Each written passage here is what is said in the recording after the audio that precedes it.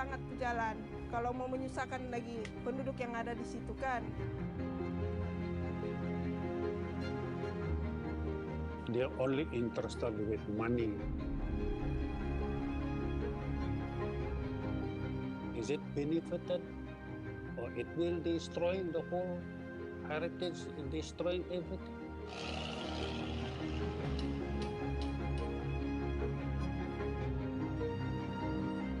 Kalau betul mau juga menaik taraf tuh jalan raya kan, naik taraf juga lah penduduknya.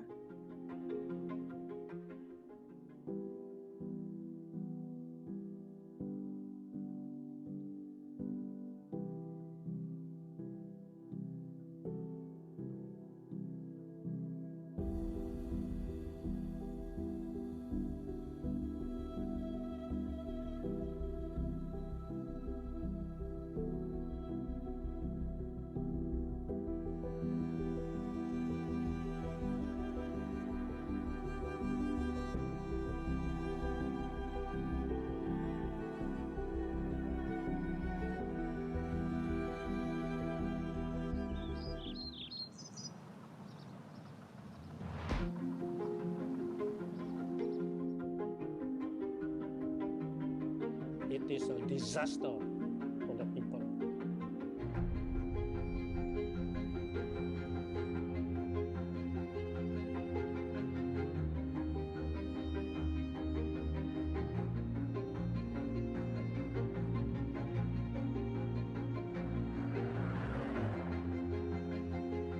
Itu menyebabkan kami punya rumah pun kebanjiran, sawah padi kami pun rusak. Isu ini dalam 1 tahun kami tidak akan nelayan.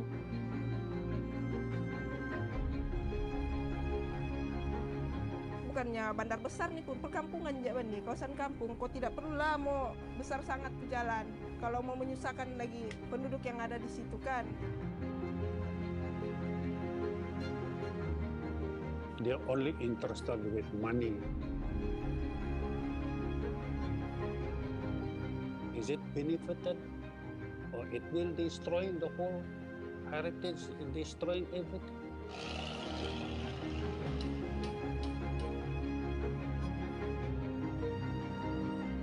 Kalau betul mau juga menaik taraf tuh jalan raya kan, naik taraf juga lah penduduknya.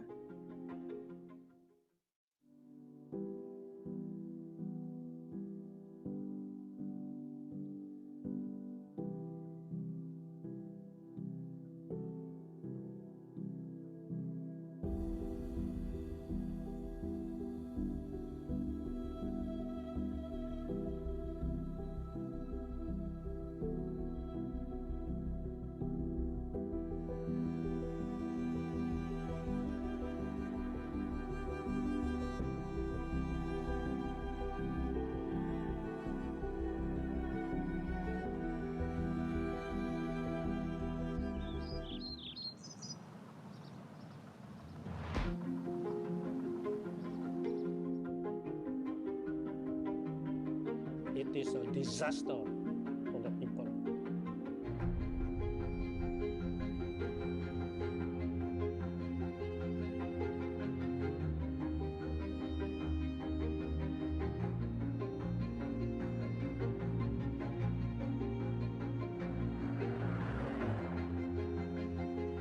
Itu menyebabkan kami punya rumah pun kebanjiran, sawah padi kami pun rusak. Isu ini dalam 1 tahun kami tidak akan nelayan.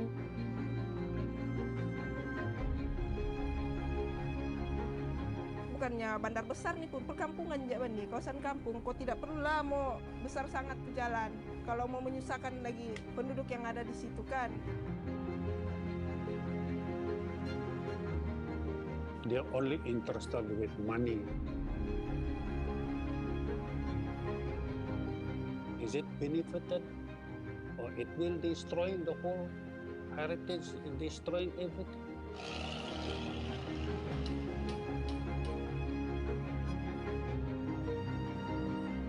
Kalau betul mau juga menaik taraf tuh jalan raya kan, naik taraf juga lah penduduknya.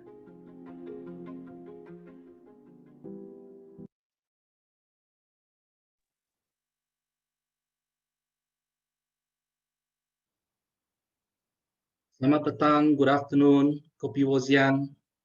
Welcome to today's session titled Imagining and Visioning the Emerging Future of Infrastructure Development. Today, we have 4 distinguished guest panelists to participate in this open space for this course. And this is a program that we host to listen to the young people, the new generation, what is their say with regards to infrastructure development in Sabah. So today we have 4 teams. We have 4 teams. Marks will be given by the panelists. We also have 4, let me introduce you to the distinguished panelists today. Today we have A.R. Haji Shariman Abdullah. He's the principal of Chan and Shariman Architect, very experienced architect who has a lot of ground experience. So his thoughts and his comments will be very valuable for the session today. We also have architect Rizal Ahmad Ajar. He's the chairman of Pertubuhan Architect Malaysia, Sabah chapter. He's also a very experienced architect who has a lot of ground experiences. So his comments will be very valuable, his ideas and input for the students.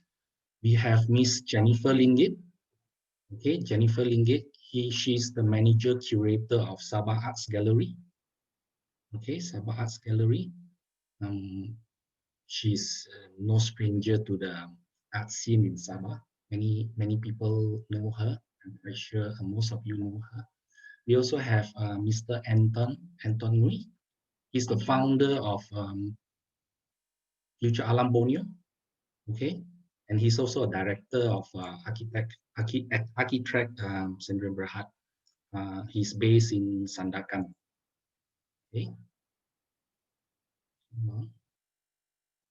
So let's start this. I would like to start the session by inviting the panelists to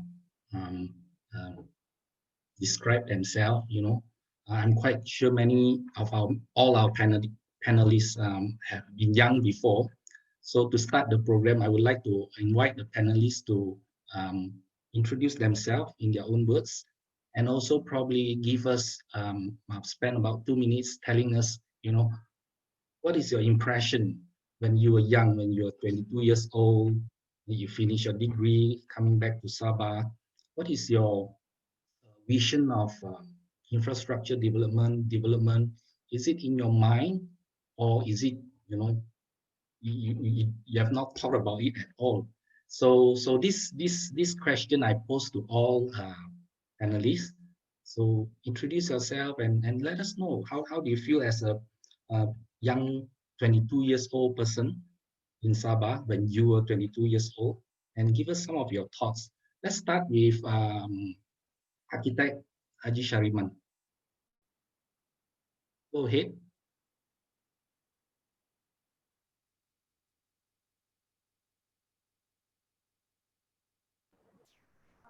Okay.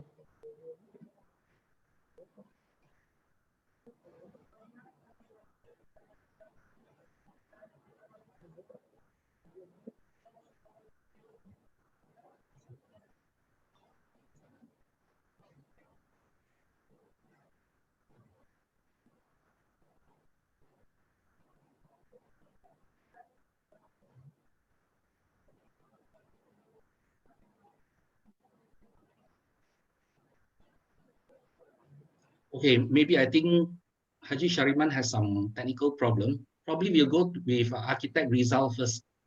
Okay, Architect Rizal, go ahead. Thank you, Doctor. So, as you said that all of us have been a 22-year-old before. So, but somehow I'm so, let's say old, I cannot somehow recall what I did when I was 22. But nevertheless, what I can share is when I just started out with my architectural study. So green think is one of the things that has been in the education line for quite some time. I think during my time, architects like Jimmy Lim, Ken Yang, those are the names that we actually look up to.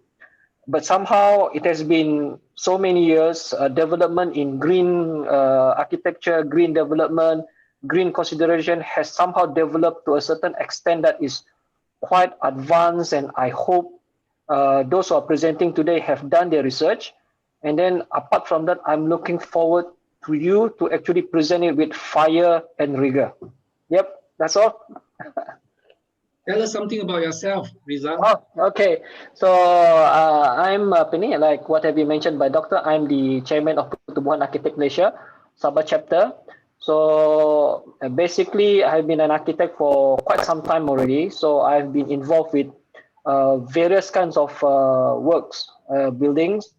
So at the moment, what we're trying to do in our practice, we try to incorporate as much as possible green consideration in our design.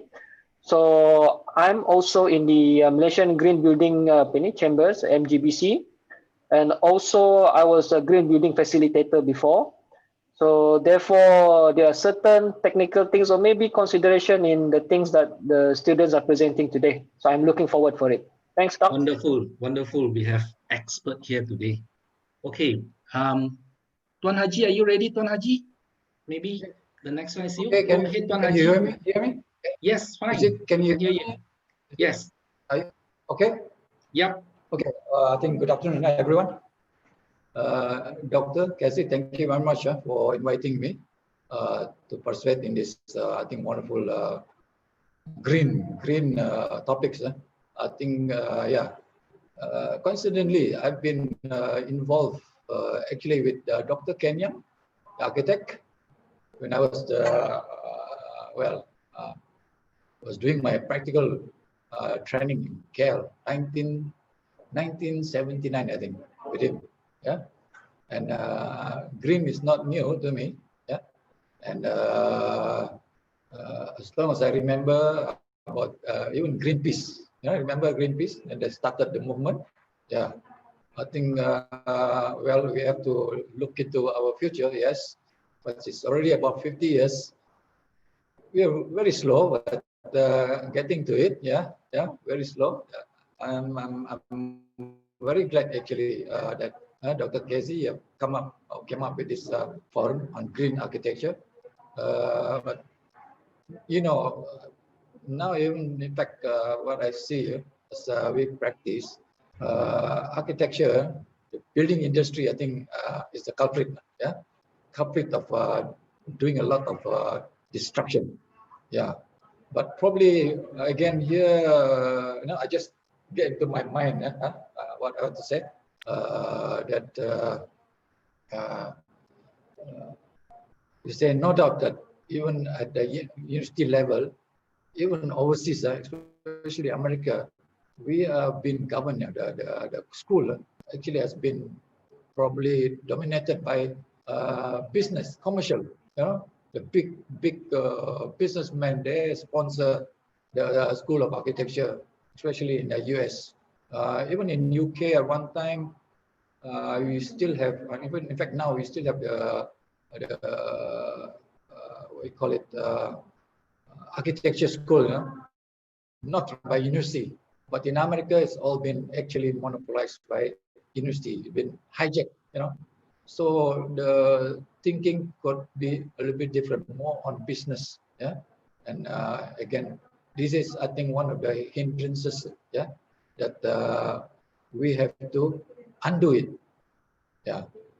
Well, in Sabah, we have all the greens, so that's why they envy us. Whatever we want to do, they try to stop us because they actually now experience, especially in Europe, 90% no forest at all, and we still have the forest. Remember, the tropical forest or the forest only covered 2% of our planet. Just imagine. And every day is about 500 hectares, or every month about 500 hectares been lost to the business cutting down our forests.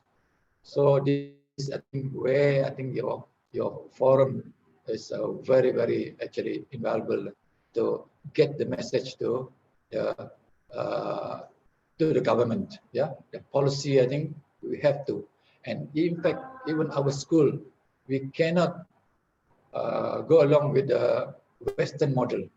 Yeah, it has to be our Asia, the green, the vernacular. Yeah, the green. We have the green. If we lose it, that's it. I think by 2050, you know, again they want to introduce all this automation, and you know, control, automatic control. That's it. I think we're finished. Yeah, yeah. Everything machine. In fact, in the early 50s, they even have an international school. You know, machine, living in machine. That's it. Until now, we still have the glass building. Less, they call it less is more. You know, nothing else but less more. But just build concrete and glass. That's it. But okay, I forgot to probably introduce myself. I've been in a private practice for more than 30 years. Yeah. Before that, I was working in KL, studying KL, and work in KL for 10 years.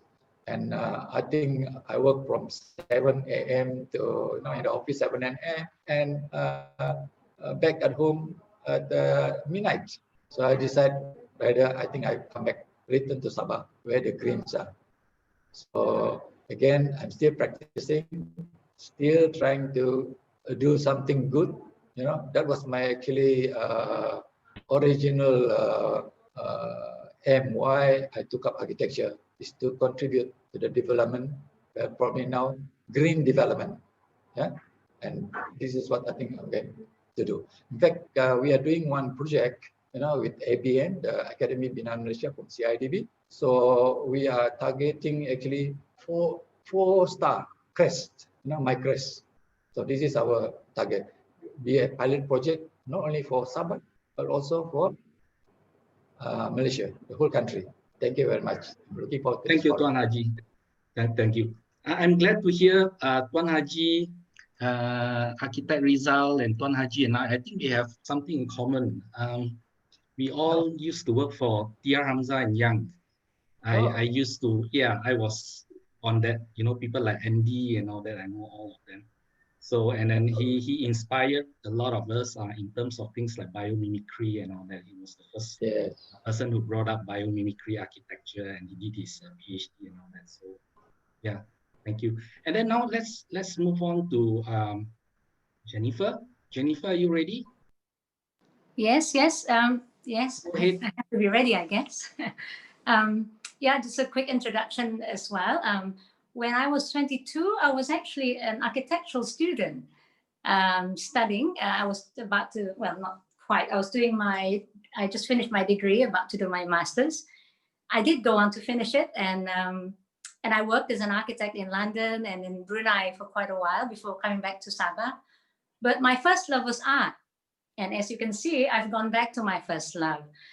I think at that age, at 22, all of us maybe, or I felt, you know, you were sort of ready to embark on your adult life. For a long time before you went to university, you were always being led by the system. You know, you had to go to school, you had to go to primary school, secondary school. And after you finish your academic studies, then you suddenly realize, oh, it's all up to you. So it's a daunting task. I've always wanted to contribute more creatively towards anything because of, I guess, my love in art. But just not to scare the students who are going to present soon. I grew up in a bamboo house. And when I traveled to England, I have never traveled before that. So I've seen a lot. I've seen how it is to live. We lived in a bamboo house. We wash all our baju in the sungai, that kind of thing. And I've also seen, the modern side of life, I guess. So the solution is not necessarily going forward always, because there's a lot of lessons we can learn from what was before, because humans survived quite happily, and I think with less stress than we have now. So I don't expect the students to have to come up with fancy ideas. Sometimes the simplest ideas are probably the best solutions. We humans actually complicate our life. So I hope that is what we'll see today. I'm really looking forward, actually, and to all those who are presenting. Don't be scared. Just present it the way you feel you want us to hear you. And to Casey and to the UCSF and Forever Living. Cynthia, thank you so much for inviting us to be panelists. I'm really honored. Yeah, thank you. Thank you, Jennifer. Tell us something about yourself. Well, as you know, I'm a basket case. What do you do? You know, in Sabah Art Gallery, what do you do? Tell us something about us a bit. When I came back to Sabah, I told myself I don't want to be an architect anymore, because much as I love the creative side of architecture, as Rizal and probably Mr. Sherman can tell us, you spend a lot of your time really not doing a lot of creative work when you're running an architectural practice. A lot of it is probably more administrative, kowtowing, you know, being friends with your clients and trying to calm them down and negotiating stuff. So I didn't find it very fulfilling. So I became a lecturer at Sabah Institute of Art, and I loved it. I loved being a lecturer. But then I went more into the arts. I got involved, and that's how I got the job with the art gallery, because I got involved with the Persatuan Seni Visual, and then slowly to the gallery to work with the government. I was not initially in my life. I never wanted to be a civil servant because my father was a civil servant, and I used to think it's quite boring lah. But I was very grateful that I got this job, because I could feel, being in the government, I could also contribute to helping, helping the artists as well to get things done, you know, because usually if you're a government body, people trust you more, kind of thing, right? But whilst being a curator as well, I do a lot of art, and my love is into craft, as you can see. And that's all I do a lot. That's the thing that keeps me excited whenever I have to draw, anything to do with craft or, well, it's all related really. Architecture is like a huge, it's, like craft being small, architecture is like big. But architecture has a much bigger impact, obviously, in the environment, on the lives of people. People forget it. People forget that as an architect, actually, you're also a psychologist, psychiatrist. You affect the way people think from the building that you build. So I felt that that's a very important thing that I always stress on to my students. And that's it, really. I just like art. Thank you. Thank you, Jennifer, Linggi. Thank you very much. You gave us a lot of your pearl of wisdom. I can see there are about 72 students logging into this session today. Oh, so great. I think everybody can learn a lot from all our panelists. Anton, your turn. Hi, good afternoon, everyone. Can you hear me? Yep. My name is Anton Ngui. I'm from Sandakan. Where do I start? I've been kindly invited onto this panel to assess some of the concepts by these students, and it reminds me of a time when I was tutoring as well. So unlike the other panelists, I have no architectural background. However, my past was in design, and I was industrial product designer, and I worked in this industry for about 5 years in Semenanjung as well as Singapore. So I've been doing product design literally since I was a little boy. I was making things and crafting things and designing things, building things. So I was always fascinated by what one could come up with in the mind and try to realize it in reality. So product design was my all for many, many years, including right up to my undergraduate. And after that, I did a postgraduate and got myself a job in the industry. But I think there was a fundamental change 5 years in that forced me to come back to my hometown of Sandakan. So I've been studying abroad, I've been working abroad, but I was forced to come back and drop my whole product design passion and instead joined the hospitality and tourism industry. However, that fire to design things and problem solve was always with me. Even as my wife and I brought my wife, then girlfriend, back over. We got married here, and we've been running businesses together very closely. But problem solving has always been part and parcel of what we do.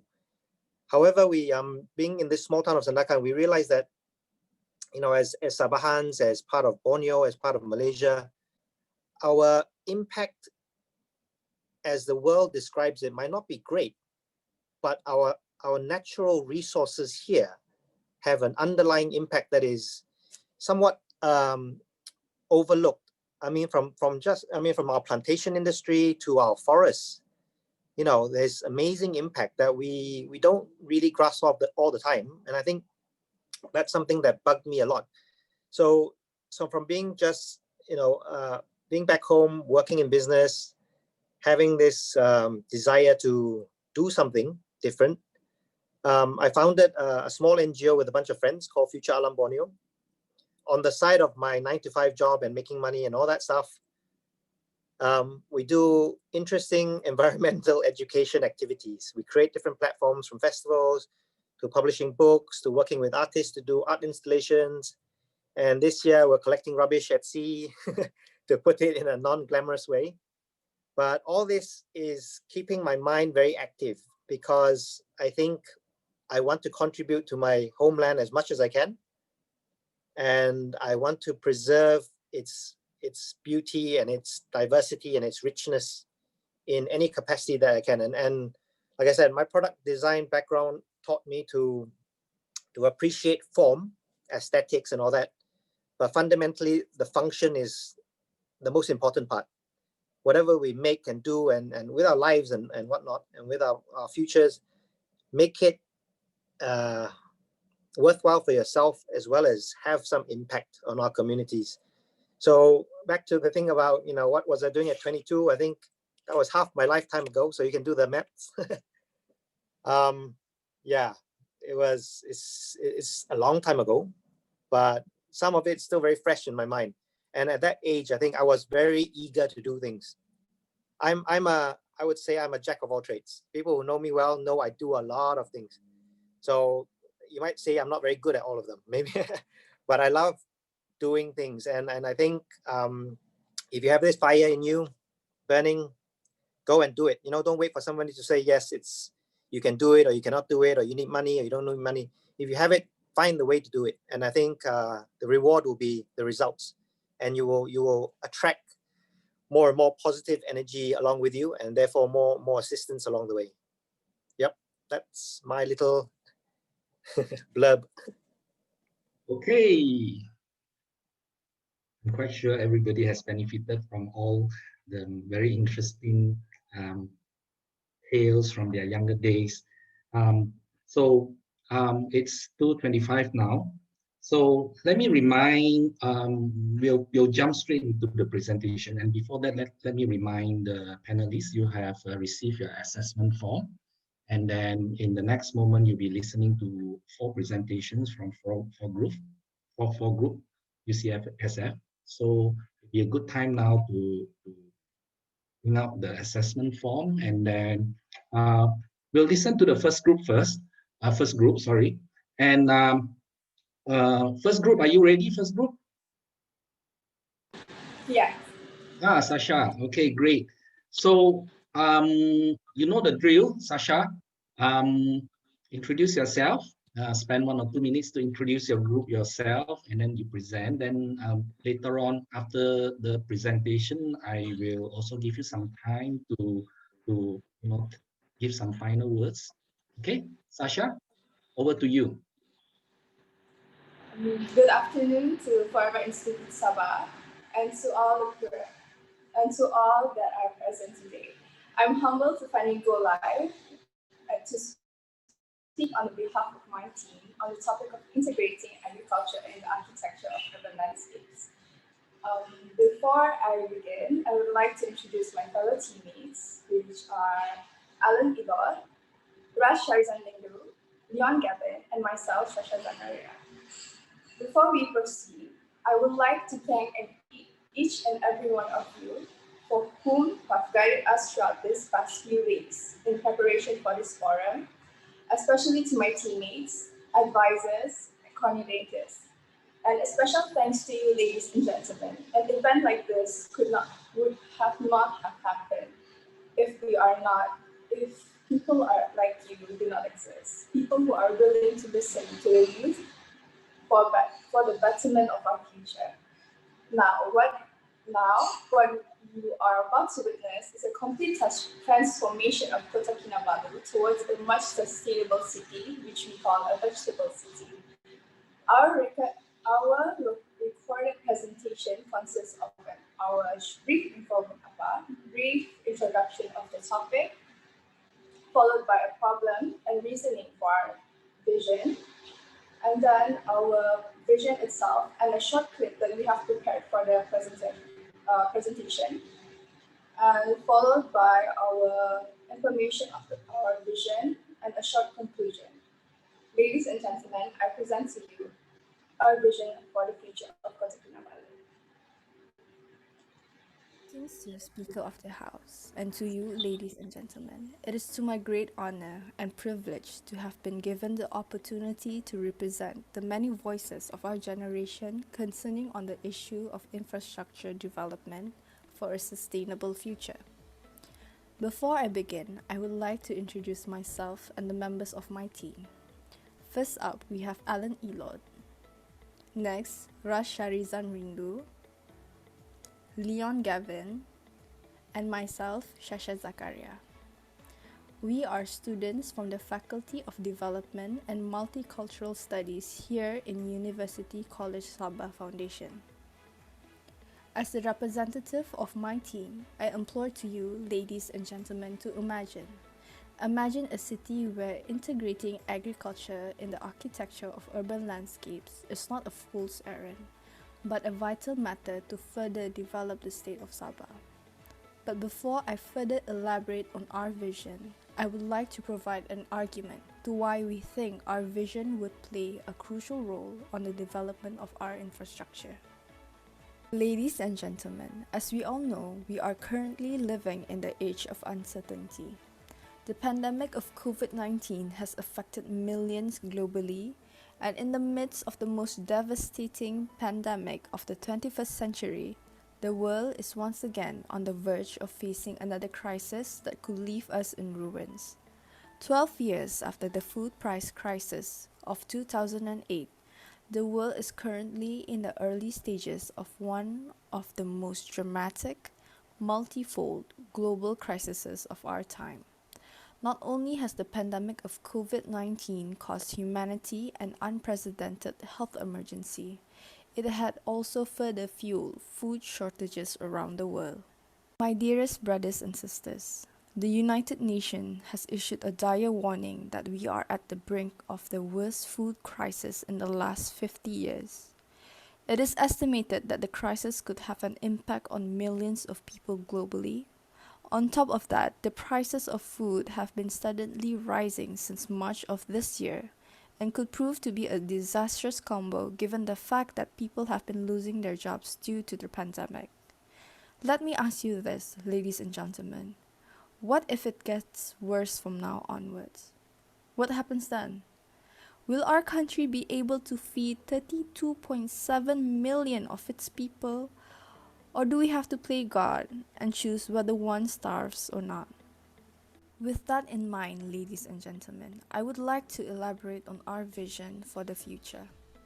We plan to integrate agriculture in the architecture of urban landscapes in preparation of the food shortage that we are about to encounter. But before I present the clips that we have prepared, I would like to clarify that despite the various branches of agriculture, such as animal husbandry, forestry, and many more, we are mainly focusing on growing fruits and vegetables.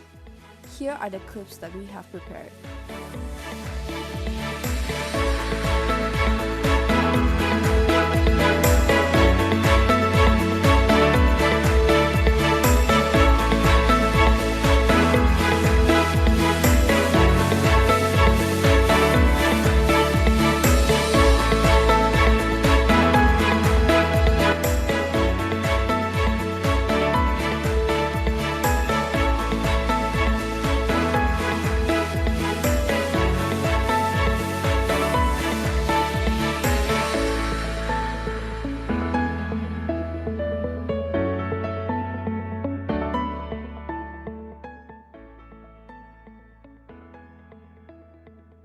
As you can see, our vision would neither sacrifice aesthetic nor functionality.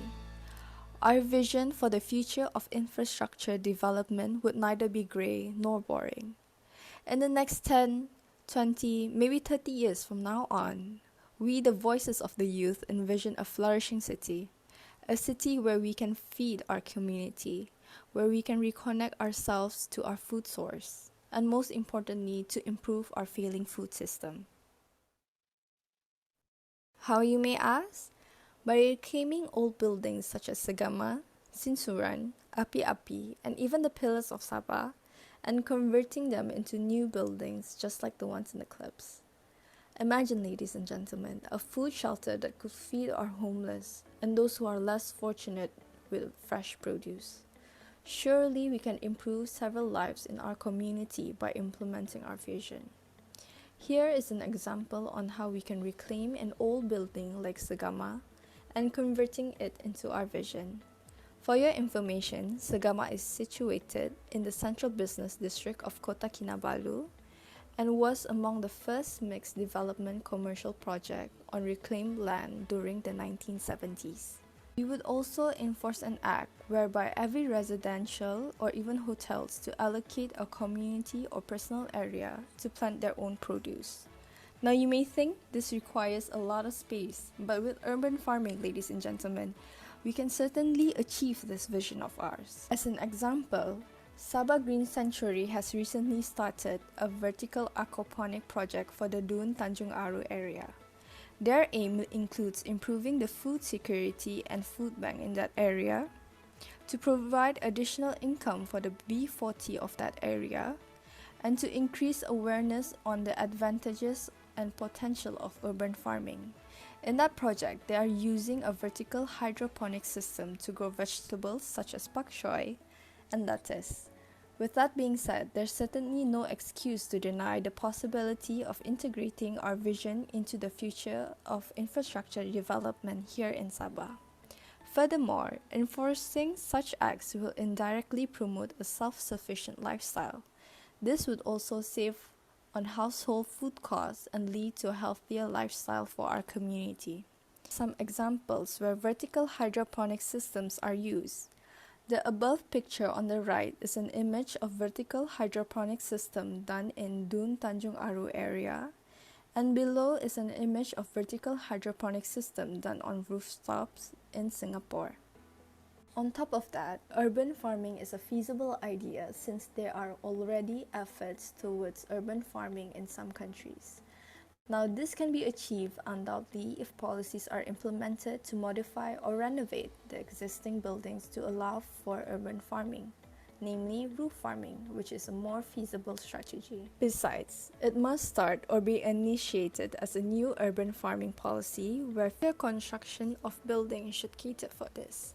Imagine a future where old buildings are initiated as an urban farming. What harm does it do? Can we not have buildings where it is not only used for offices, malls, houses, but also as a green infrastructure where food can be planted?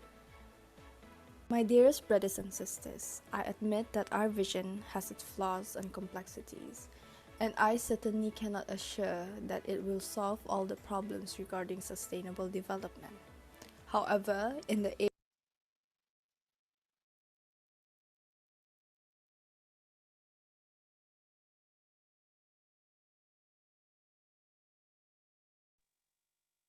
Oops. Looks like they have been cut off. Jan? Were they cut off? Hi, Casey. Just one moment. Checking with Kenneth to make sure the video didn't get cut. Wow. Apologies.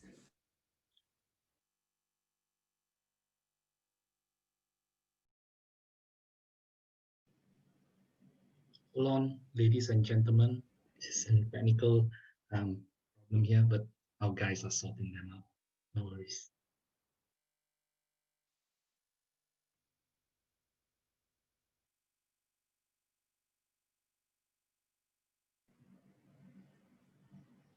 So surely, I mean, oh, okay.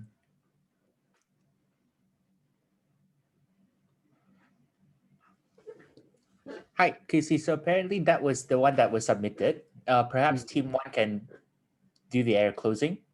Yeah, Shasha, probably you can go ahead and do your closing. With my closing,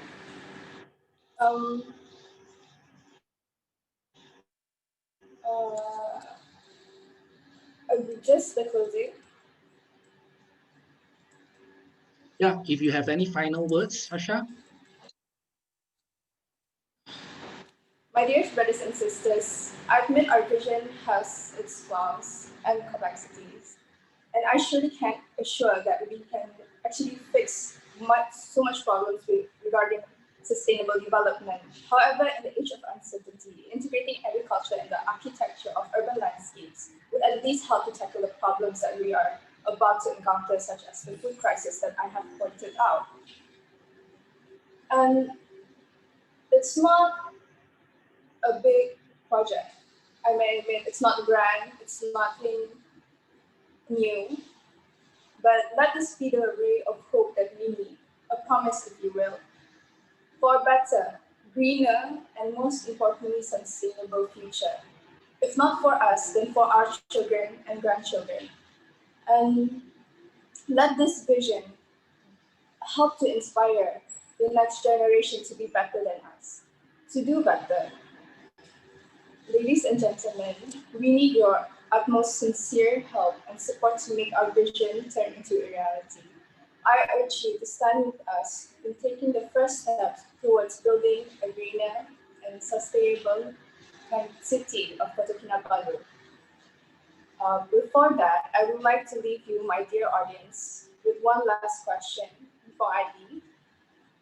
How far are we willing to go for our children and grandchildren? How far are we willing to protect them, willing to provide for them? With that, I sincerely thank you for your time and appreciation. Thank you very much. Terima kasih banyak-banyak. So, okay, we are going to move because we have four teams, so we're going to move on quite fast because I want to leave more time for Q&A later. Okay, let's move on to the next team. Jan, are we ready for the next team? Kenneth, are we ready for the next team?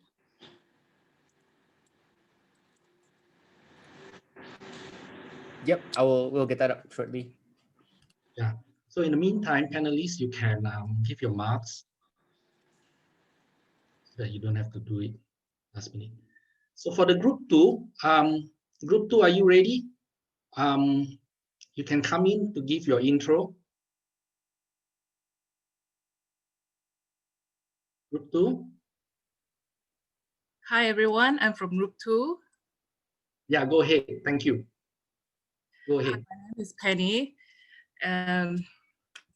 Okay, thank you for the warm welcome and nice meeting to all distinguished panelists.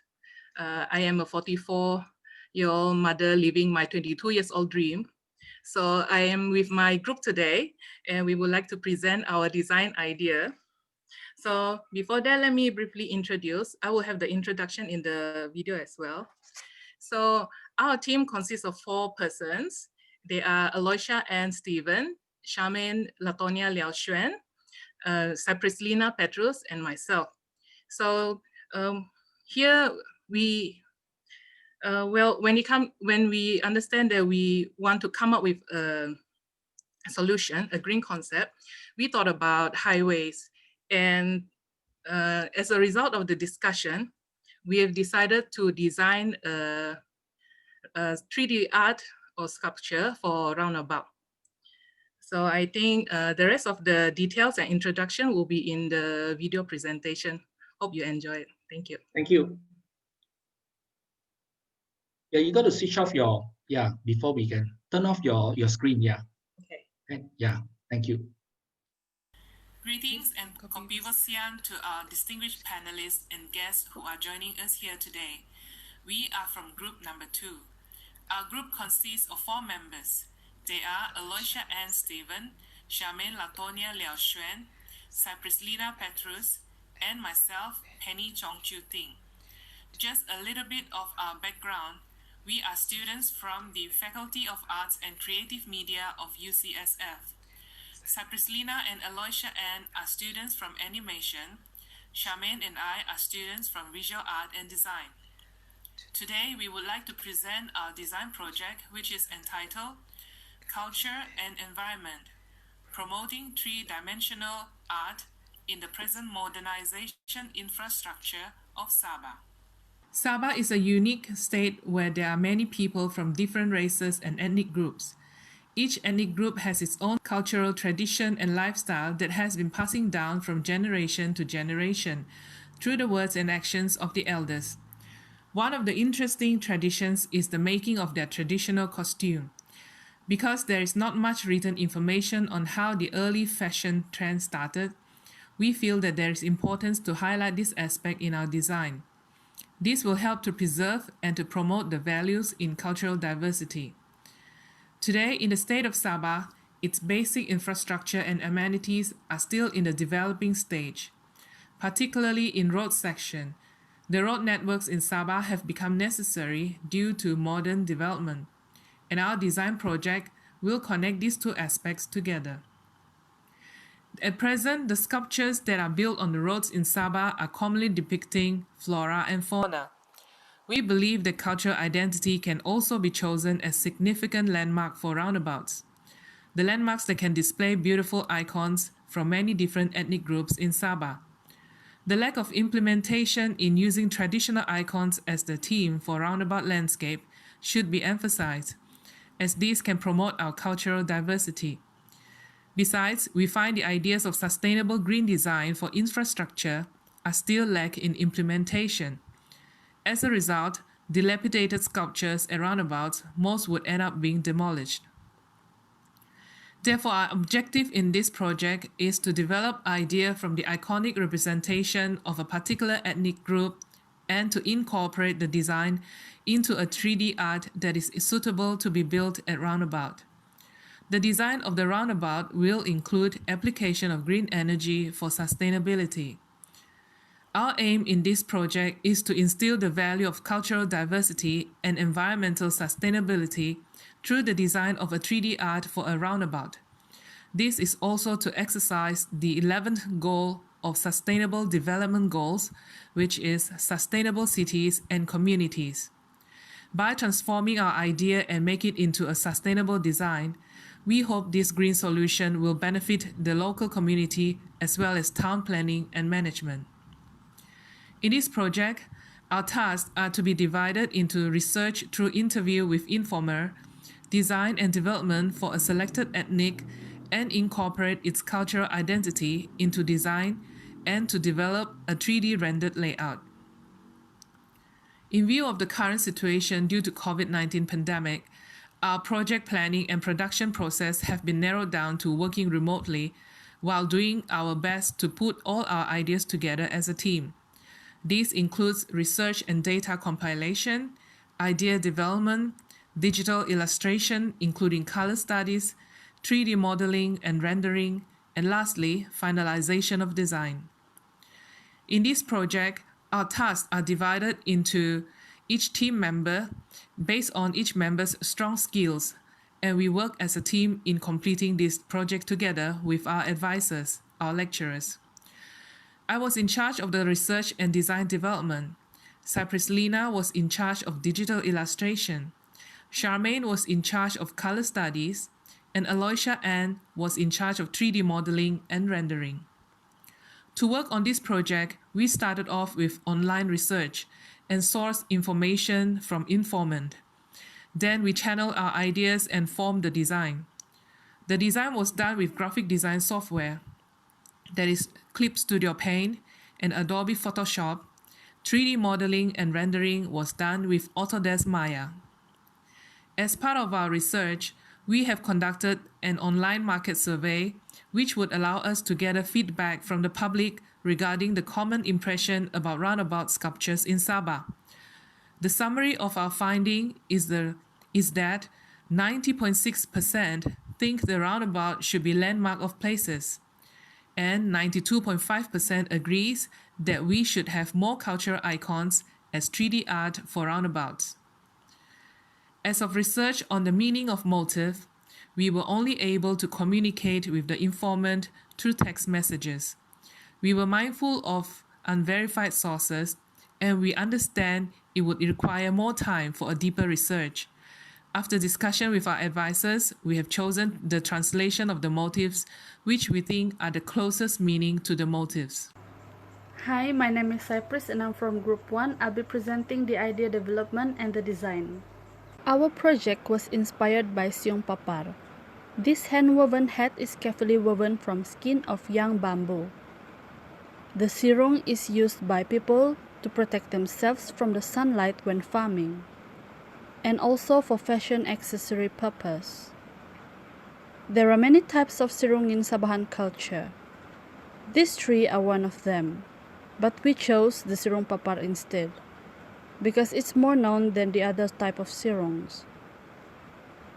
Interestingly, we found the sirung of Kadazan Dusun Papar has its own unique motifs, which are created by the talented weavers from Papar. Here you can see some of the distinctive motifs found online. After the confirmation on the details and suggested specifications for sirung roundabout, next we proceed to selection of motif for roundabout. Our team has selected motif of Tongkuyu crab for the design of sirung roundabout.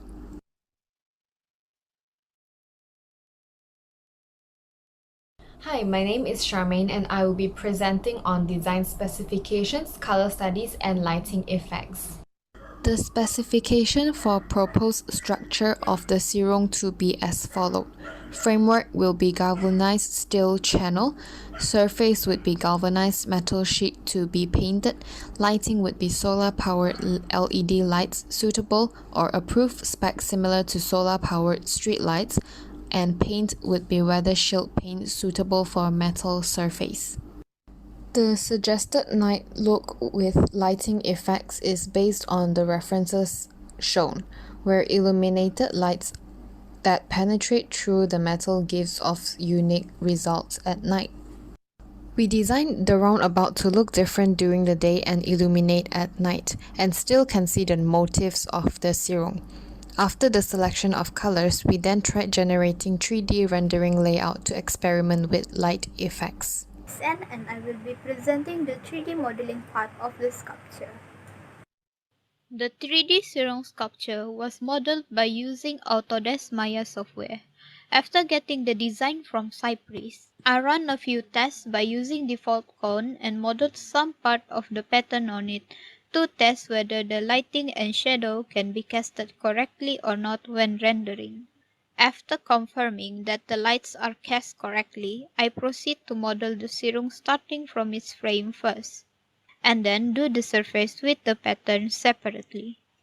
To make the pattern, I import the 2D design and stack the cylinders one by one before placing it on a polygon surface, and extract the pattern by using booleans. Then the surface was duplicated into 3 parts and was combined with the frame that was made earlier. The little details on the sirung was then modeled afterward. Then a second lighting test was made before applying the chosen material, texture, and color scheme to the model. Finally, I took a panorama picture from the Google Map and rendered it with the finished model to see how it would look like with a natural light source during the daytime, and passed the whole file to my friend to combine it with her flower and solar panel before we finally rendered the final image and video. For the solar panel part, Cyprus also took part in modeling it with me. Just like the sirung base, we tried to follow closely to the design that was provided. Each feathers have 4 pairs of solar panels and is facing in 3 sides just like the flower. We chose to go with metallic texture to match with the rest of the sirung.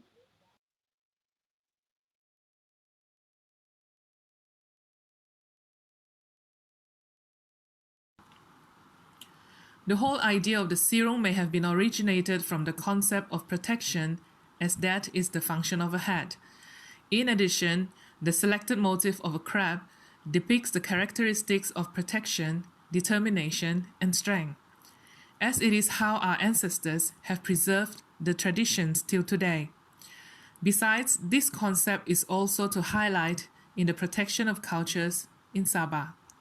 According to Sabah Cultural Board, the culture and tradition in Sabah has reached a level of concern that the society today is forgetting the most important identity of a race or ethnic, that is, its own language. As the ethnic language is getting forgotten, all the traditional activities, including its traditional icons, will cease and extinct.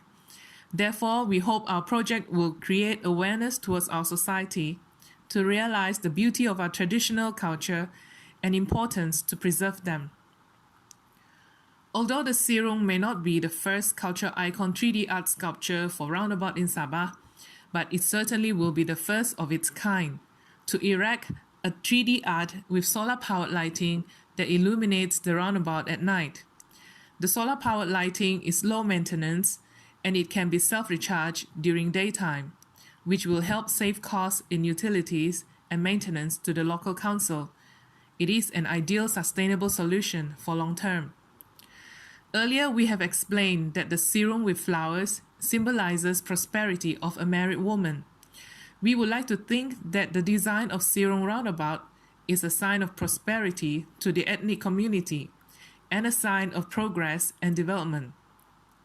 The ability to share the acknowledgement of our own ethnic will be a great honor, and it can create awareness towards protecting and preserving our own cultural diversity. We hope our design will encourage peace, harmony, and prosperity in Sabah, and that we all can celebrate our unique identity, living as one from a beautiful, multiracial, and multicultural Sabah. And lastly, for a Sabah that will be developed in its infrastructure with the use of sustainable green energy. With this, I would like to end our presentation. Thank you very much. Koto Hwadan. Wonderful. Fantastic, Penny and colleagues. Thank you So all. do you have any final words in person now that you're in person? During our process or our journey to design, to come up with a green concept, we realized that, by combining these two, when it comes to green concept, it is not just about designing something related to greenery, but it is also something to do with our idea and development, which will actually take natural surrounding into consideration. So I'm very glad, I'm very proud with what we have come up here today and enjoyed the whole journey of designing together with my team members. Thank you. Thank you very much. Wonderful, wonderful idea. So all students, when you're not presenting, please switch off your video so that we can save the bandwidth and things like that. And then before we go to the third presentation, we have a poll here. Penny, you can switch off your video, and other colleagues, so everybody, all the students can switch off their video. So we have a poll here. Probably some, all of you can take 1 or 2 minutes just to answer the poll. Jan, we can, yeah.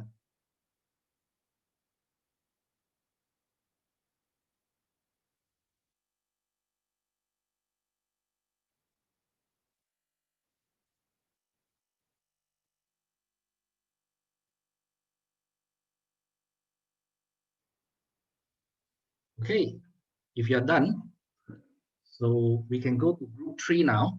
Group 3, are you there? Group 3, who will be presenting for group 3?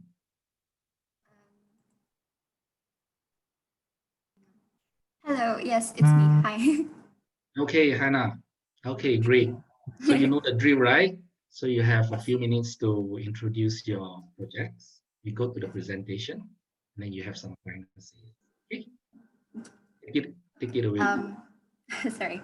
Hi, good day to everyone. I'm from Group 3. I'm Hannah Nichelle. I'm from Group 3. Our group and title name is Ecotopia.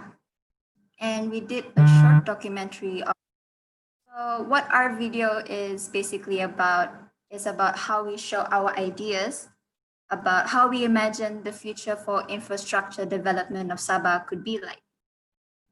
So with that very brief explanation, I hope that you guys could enjoy my video presentation and as well as our short documentary, because I think it is self-explanatory from the video itself.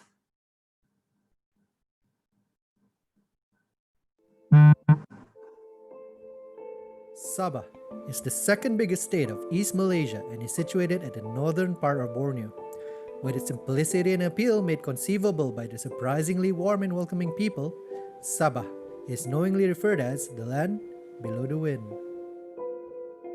It appears that to be unreasonably honored by its nature's beauty and with its timeless rainforest with tons of different types of plants, Sabah is also famous with their vacation spots. Tourists can experience the ecological wonderland in favorite spots such as Kinabalu Park and Dunham Valley Field Center, as well as enthralling ancient caves, appealing seashores, and idyllic islands. Sabah is often ranked among the world's top regions for ecotourism, the place that is blessed with beautiful sea and most romantic sunsets. Borneo has fresh, unpolluted air, presumably a result of the rainforest, lack of overcrowding, and fewer factories, which makes Sabah one of a green state. Sabah is the second largest state in Malaysia, but slow in infrastructure development. There are many more places that are not completed, and we can see this from highways and buildings that are still under development. The numbers of vehicles in Sabah is increasing year by year. Therefore, Sabah needs good road development in order to provide convenience to road users. To ensure the growth and well-being of the people of Sabah, our government continues to keep its primary focus on the development of high-impact infrastructure projects, such as the Pan-Borneo Highway project. Pan-Borneo Highway, also known as Trans-Borneo Highway or Trans-Kalimantan Highway, is a road network on Borneo Island connecting two Malaysian states, Sabah and Sarawak, with Brunei and Kalimantan region in Indonesia. This construction of part of the highway will cross the Hutan Simpan Kelas 1, which in turn will cause such as elephants and sun bear to be forced to move to other areas. Their habitats will be endangered. If the development project implemented ignores the aspect environmental protection, then it can cause various problems such as soil erosion, river pollution, endangered species, and so on. The rapid development of infrastructure has had various positive and negative effects. If we fail in taking care of these aspects, it will lead to shortcomings in development management. Infrastructure development has provided many facilities to human beings, but despite the facilities obtained, we still experience adverse effects from it. Among the negative impacts of development on human beings are cases of traffic congestion, experiencing urban island heat, suffering from haze, and so on. When we look back, human, environment, and nature are very closely related. Unbeknownst to us, humans have had many adverse effects on nature. As human growth increases, so does the rate of land use. To meet the human needs, logging and burning activities will be done more and more. In addition to deforestation and widespread burning, development activities also invite very serious problems, namely global warming, ecosystem change, environmental collapse, extinction, and loss of biodiversity. We are putting our forests, rivers, species, and clean air in danger because as human beings, we have various wants and desires, as well as the desire to meet the needs of life towards a better life. That is human nature. So let's imagine, able to keep Sabah as a green place but also able to make infrastructure development ongoing. Imagine futuristic infrastructure that could help lessen the effects it has on the environment. Roadwork with crossing for nature and animals. Wildlife bridges over highways make animals and people safer from wildlife car collisions at Sabah.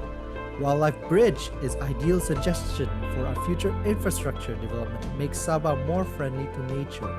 If we can build pedestrian bridges for people, why not we do the same thing to our wildlife, as they also need it for their safety? If there were monorails in Sabah, an idea is to combine it with nature. Instead of cutting down trees and digging into the land of Sabah, we could use minimal land and put it through nature. People use this type of transportation because it's cheaper and could travel faster and further. Plus, the view and environment in said transportation would be calm and beautiful because of the passing nature. Because Sabah has the urban heat island effect, one way to introduce a cooler and green method to pedestrians is with permeable pavement. Mostly seen done for housing areas, but how about along sidewalks in the city? With this, green streets can remove as much as 90% of stormwater pollutants, improve air quality, enhance the safety of pedestrians and cyclists, as well as beautify sidewalks. Green buildings. Green building is a building that had been designed to reduce or eliminate negative impacts and create positive impacts on our climate and natural environment. Compared to a standard building, it wastes a lot of natural resources while green building does not. The goals for designing this method is to protect Mother Earth. Green buildings can prevent us from wasting electricity because it uses less energy, water, and other natural resources. For that, it helps to increase water, material efficiency, as well as improve maintenance of the structures for environmental elements. Sabah is a green place with natural resources as well as its own environment of flora and fauna. Because we are in the age of changing, why not start with these visions of the emerging future of infrastructure development? We find a way to make buildings and infrastructure without having to harm our environment or polluting nature. Think about it. Think green.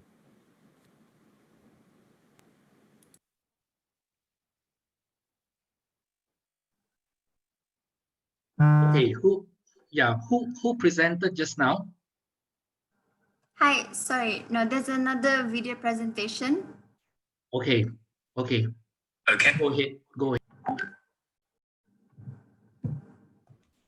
Sorry, Hannah, did you submit the video? Yes, I put it in the Google Drive with next to it is PS Ecotopia. Is it there?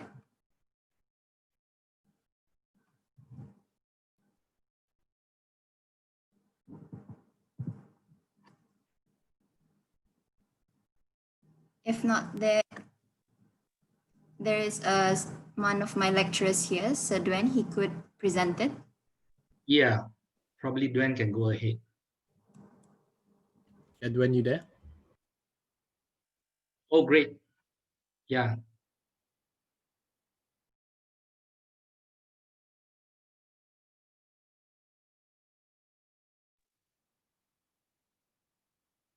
The audio is not. Duen, you need to share the computer sound as well.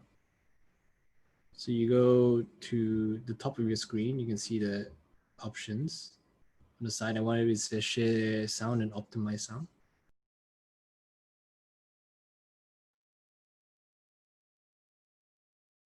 Good evening to the panels of Forever Sabah invites fellow students and lecturers. Today, me and my members going to talk about the imagining and visioning the emerging future of infrastructure development. The title that we chose is Ecotopia. Ecotopia represents the visions and imagination of a society to make a better future with a better environment, as we all know that infrastructure development has an ability to increase pollution such as water pollution, air pollution, sound pollution, and it can also adapt climate changes. So based on our ideas, it's mostly towards a greener and safer living for all of us, because people these days shun the ideas of making the world a better place for the next generation to live on.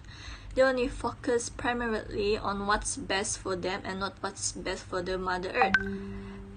Therefore, our vision is to make a greener world by suggesting to build more green building, making a monorail through the forest, nature crosswalks, and permeable pavement. Moving on to the objective based on our slide and videos.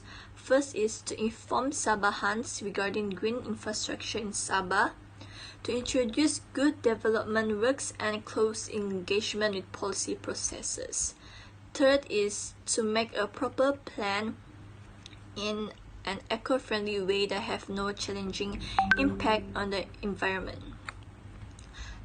And the problem statement that we found while doing this video There are too many developments that are not in tune with the green agenda and the development that are beneficial towards human livelihood only, excluding nature as a partnership. Lastly is unplanned development will affect all livelihoods in the future. The project aim for our videos is to introduce greener ways to improve the way we're living now for the sake of our future, and also to make our cities inclusive, safe, resilient, and sustainable. And then our project scope is to look into the combination of Sabahs, which are the rainforest, flora and fauna, buildings, and the infrastructure development and effects of such within the video. The main idea of our project is to showcase our insightful ideas for green future of infrastructure development. For examples of area we could apply this, we could use more greener buildings in the city like Kota Kinabalu, and then a monorail through the forest of going through further states like from Papar to Keningau or Keningau to Putatan at least. And then the software we've used to compile our videos is Adobe Premiere Pro within an application called ForScript. So the methods of implementation that we use is our team communication to plan our ideas for our project through online messaging, and then with communication we get to lay out our plans for the videos we made, points for plots of our videos, and each took a part of the plot to research and apply it. We decided to make a video presentation because it was more insightful, and it is because the problem internet connection, and then we search for a videos from the internet that relating to our points and plots and combine it all into the video. Hello everyone, so I'm gonna continue the slide at project management. This project starts from 23rd September 2020 until 22nd November 2020. We have 9 weeks to run this video project. At first week and the second week, we start with idea development. At the third week until the fourth week, we do our revision or research for our video. Start at week 5 until week 7, we started finding the video source for our video project along with the background audio and final editing plus soundtrack at week 6 until week 9. Next is strategy, planning, and production process. Our team started with brainstorming idea about style of our video. Then we moved to discussion. After that, we divide tasks to each of us. Before we start, there are 2 people in charge the storyboard. Then we can proceed to finding video source. After we find our footage, we get into editing and the narrator do the voice over. On the way to finish the editing, we gaining new information and new idea, so we find again the source, then we add to the editing the footage, and lastly video exhibition and evaluation like today. So that's all from me. I'm gonna pass to the next presenter. Thank you. Hi, I'm Nurul Atika Rudi. For my part, I will be presenting idea development and storyboard. Our Ecotopia film is a video presentation of our topic. We try to give you insight towards of our ideas for a greener of infrastructure development in Sabah. As we know, Sabah is growing and the infrastructure development making its move. We are connecting this video to Sabah as a proposal for an idea for our future. Why do we choose Ecotopia? Ecotopia represents the vision of a society which is characterized through the perfect balance between human beings and environment, which is Sabah is rich with natural resources as well as indigenous flora and fauna. My next slide is storyboarding. For the first shot, which is the globe, we use camera zoom in. Wide shot for Kota Kinabalu town because we want to show the whole Kota Kinabalu. Mount Kinabalu, medium close up. Forest, pen shot. Rafflesia flowers, zoom in. Island, we use camera zoom out and zoom in. And also we use bird view and zoom out. Forest and human, we use warm view. Kota Kinabalu Park, we use medium shot. Danang Valley, long shot. Sabah traditional dance, full shot.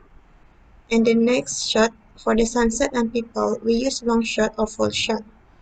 Then next shot, we use high angle for the road walk for animal and human to show greener infrastructure. LRT development, medium shot. Permeable pavement, medium and close-up shot. Greener building, medium and tilt-up shot. Kota Kinabalu town, we use medium shot and high angle to show the whole town itself. Nature, waterfall and forest, we use high shot and wide shot. That's all for my part. Thank you. Hi, I'm going to finish up the last points of the presentation. So, synopsis and narrative of the video. Now, I'm only going to briefly explain what the video is about. The video is a way for us to show our ideas of how we imagine the future of infrastructure development could be like. In the video, we started off by introducing Sabah, and then we slowly rise up to the situation of infrastructure development, and then we focus on the problems and the cons of infrastructure development. Why we focus on the cons is because the only way we can improve infrastructure development is if we focus what happened wrong with before. From the cons that we saw, the main problem it mostly affects on nature and environment, which actually affects us in the long run. So from that, me and my teammates have come up with 4 ideas. These 4 ideas are nature crosswalk, monorail, green buildings, and permeable pavement. All 4 are eco-friendly. Why we focus on eco-friendly is because we already know that the main problem affects on nature and environment, so we have to find a way to live in balance with that. So yeah, the video is basically about our ideas on a better and greener future for infrastructure development. Before I conclude this presentation, I am going to reintroduce the committee members that you just saw that gave this presentation and also did all of the hard work together. Is first me, Hannah Nishal, and then second we have Alessa Daniel, third we have Muhammad Nizan, fourth we have Narol Atika, and then fifth we have Dalia. Now, in conclusion, our team imagines future infrastructure development to be more eco-friendly and to put less harm towards the environment. We want to keep Sabah green and introduce good development work. So let's think about our future. Think about it in a green way. Think Ecotopia. Thank you, Hannah. Good one. Hannah, do you have any final words? All I have to say is thank you for watching our video and the video presentation. I hope it widens your mind about these creative ideas. And yeah, that's all I have to say. Thank you. Thank you. Good job. Good job. Okay, before we go to the next presentation, let us have the poll result. Jen? Okay. So the question was, do you feel the pro and cons of proposed infrastructure projects are well deliberated by the public? So it's almost 50-50%, which is quite interesting. Okay, we are all deeply divided. Okay, we'll have one more poll questions which we'll post later. So let's go to group 4. Group 4, are you ready?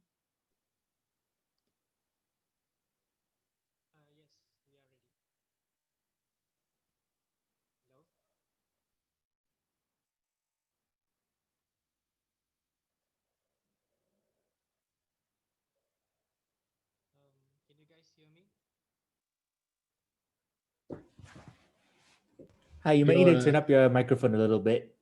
You're a bit soft. Yeah.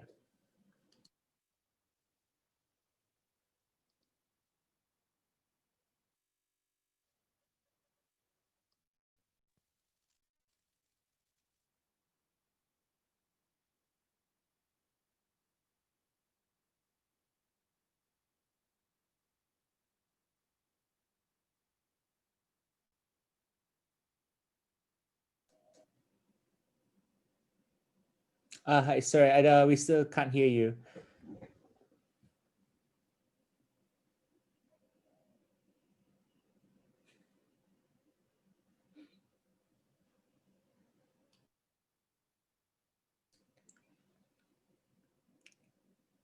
Maybe you have another team member that can introduce your team.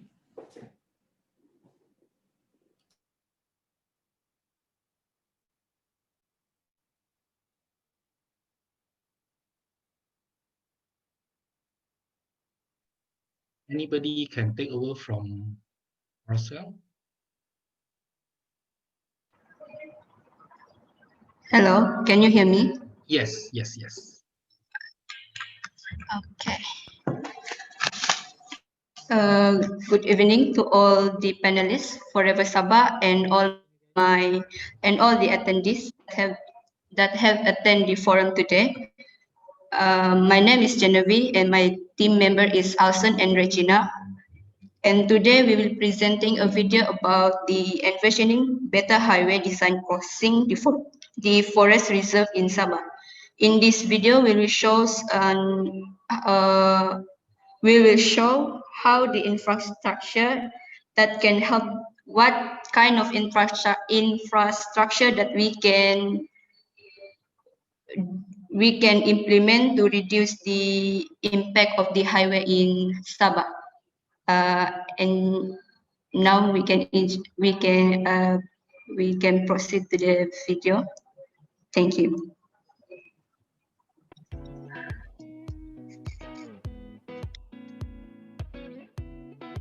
Do you know that Malaysia is one of the 12 mega-diverse countries in the world? We have various valuable biodiversity, especially fauna, where forest is their home.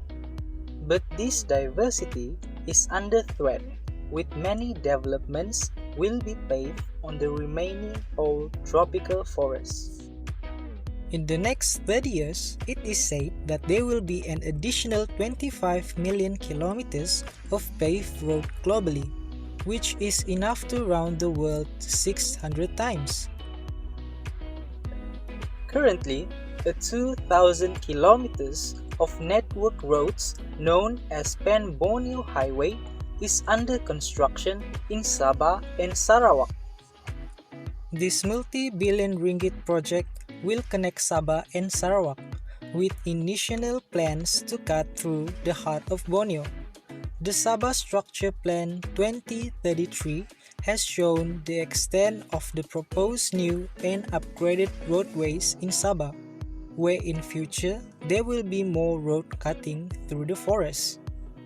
We cannot deny the fortune brought by this road, where it boosts both states' economies, including providing connectivity. Yet, it also causes negative impact on the environment. For example, forest fragmentation reduces forest extensions, transforming it into small isolated forests. This further threatens the wildlife population, as many of them are already struggling to survive in habitats that are altered by human settlements, plantation, and resource extraction. In Peninsular Malaysia, wildlife crossing involving various species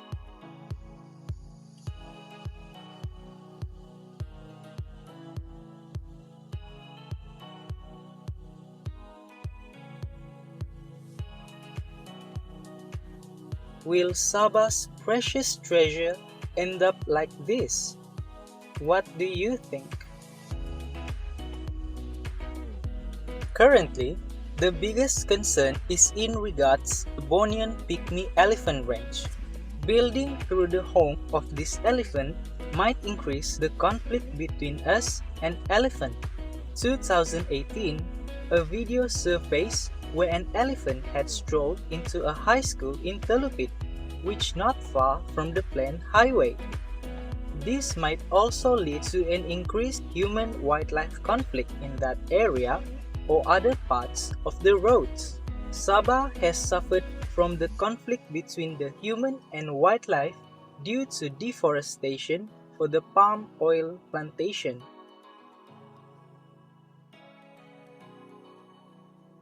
Then, let's imagine ourselves in the next 30 years where more roads will be constructed. We know that road is important for connectivity and economy, but we need to properly plan it to reduce the adverse effect in the future. But how? We can start by constructing a wildlife crossing. This method has been widely used to facilitate the movement of wildlife in a fragmented forest.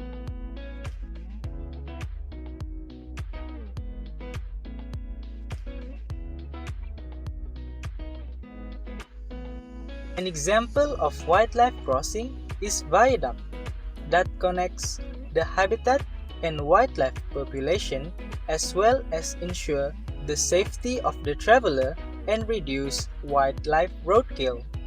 Viaduct mobilize the wildlife across the transportation corridors beneath the roadways.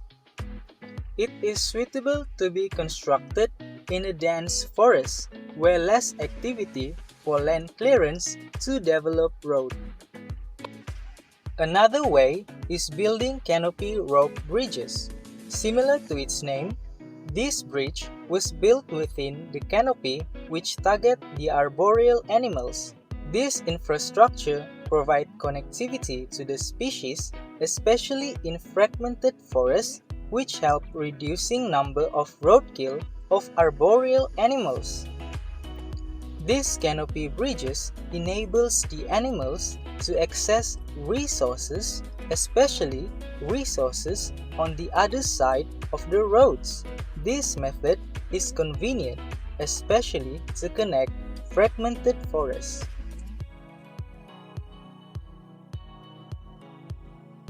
Fences is a way to reduce the number collision between large animal and car and reduce number of smaller or crawling animals on the roads.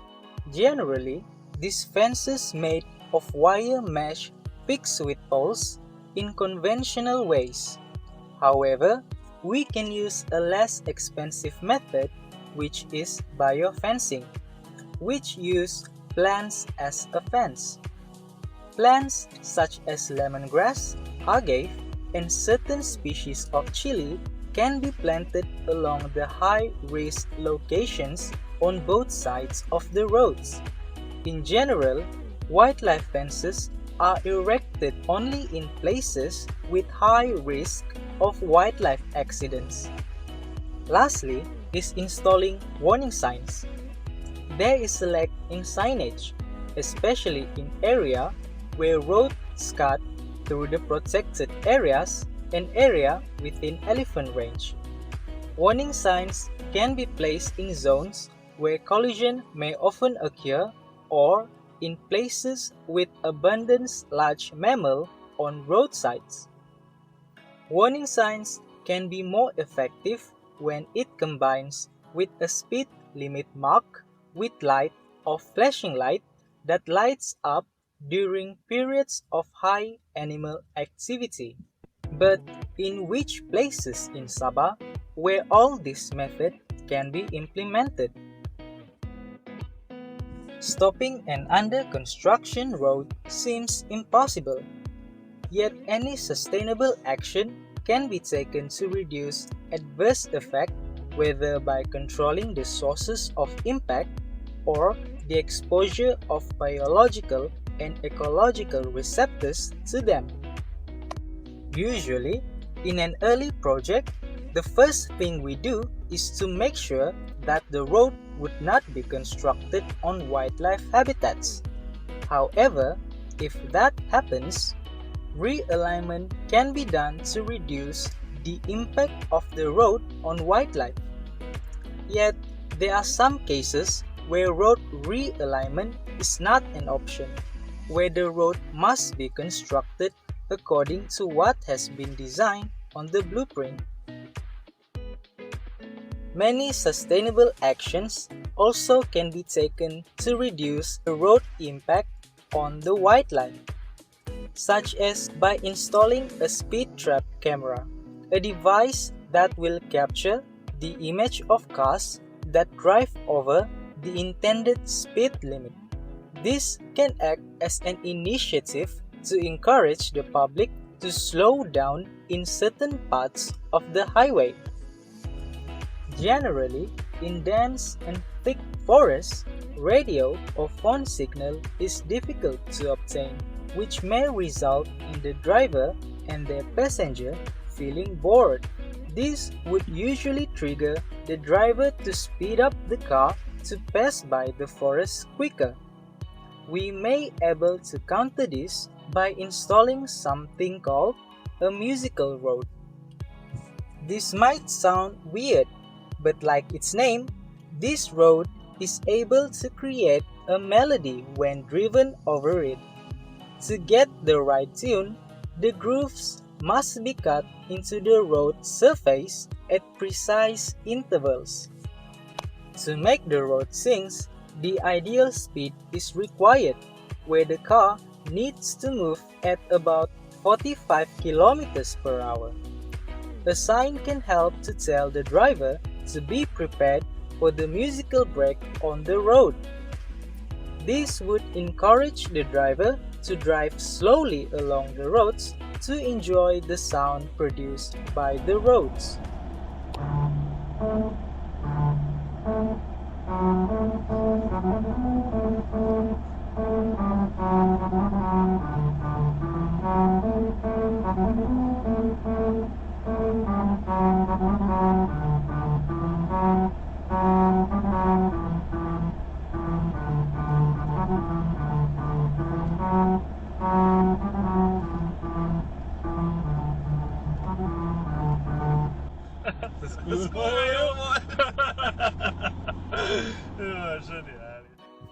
And finally, the government should include in the wildlife policy, where whoever hit and caused death to the wildlife will be fined minimum of 100,000 ringgit Malaysia.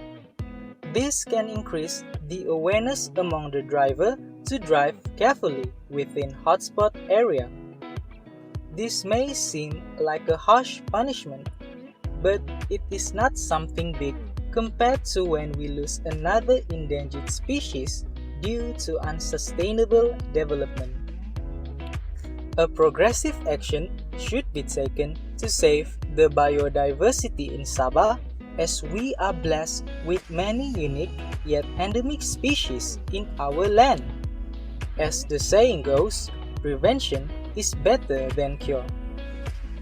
Therefore, we should always try to prioritize preventing the destruction of our remaining environment before developing anything for the future, rather than attempting to mitigate negative impacts from developments that are already implemented.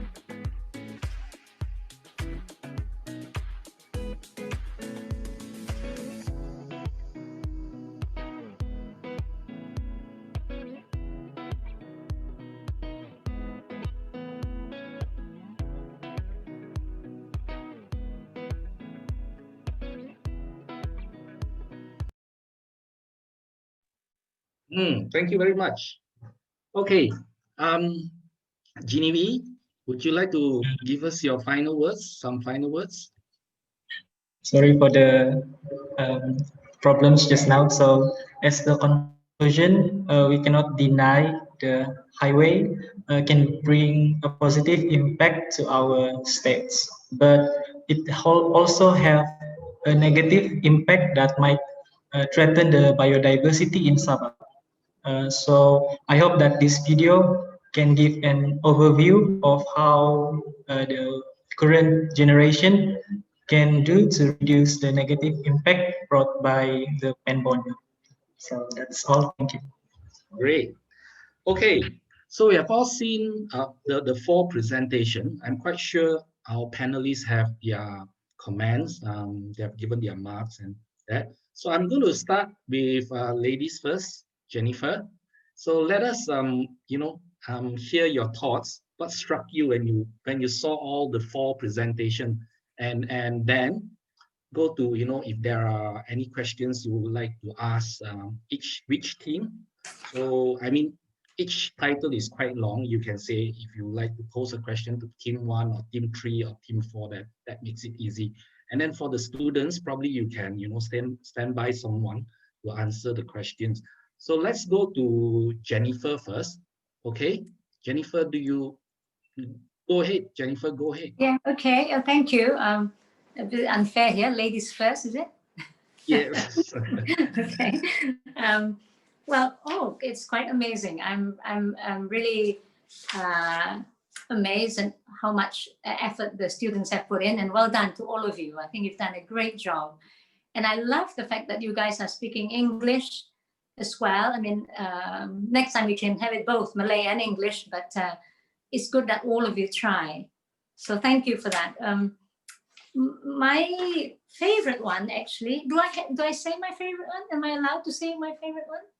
Well, you're the boss. Well, the only thing is because it's a big topic that you guys have to think about. Obviously, there are many aspects of infrastructure. I think you guys have only touched like such a tiny aspect of infrastructure.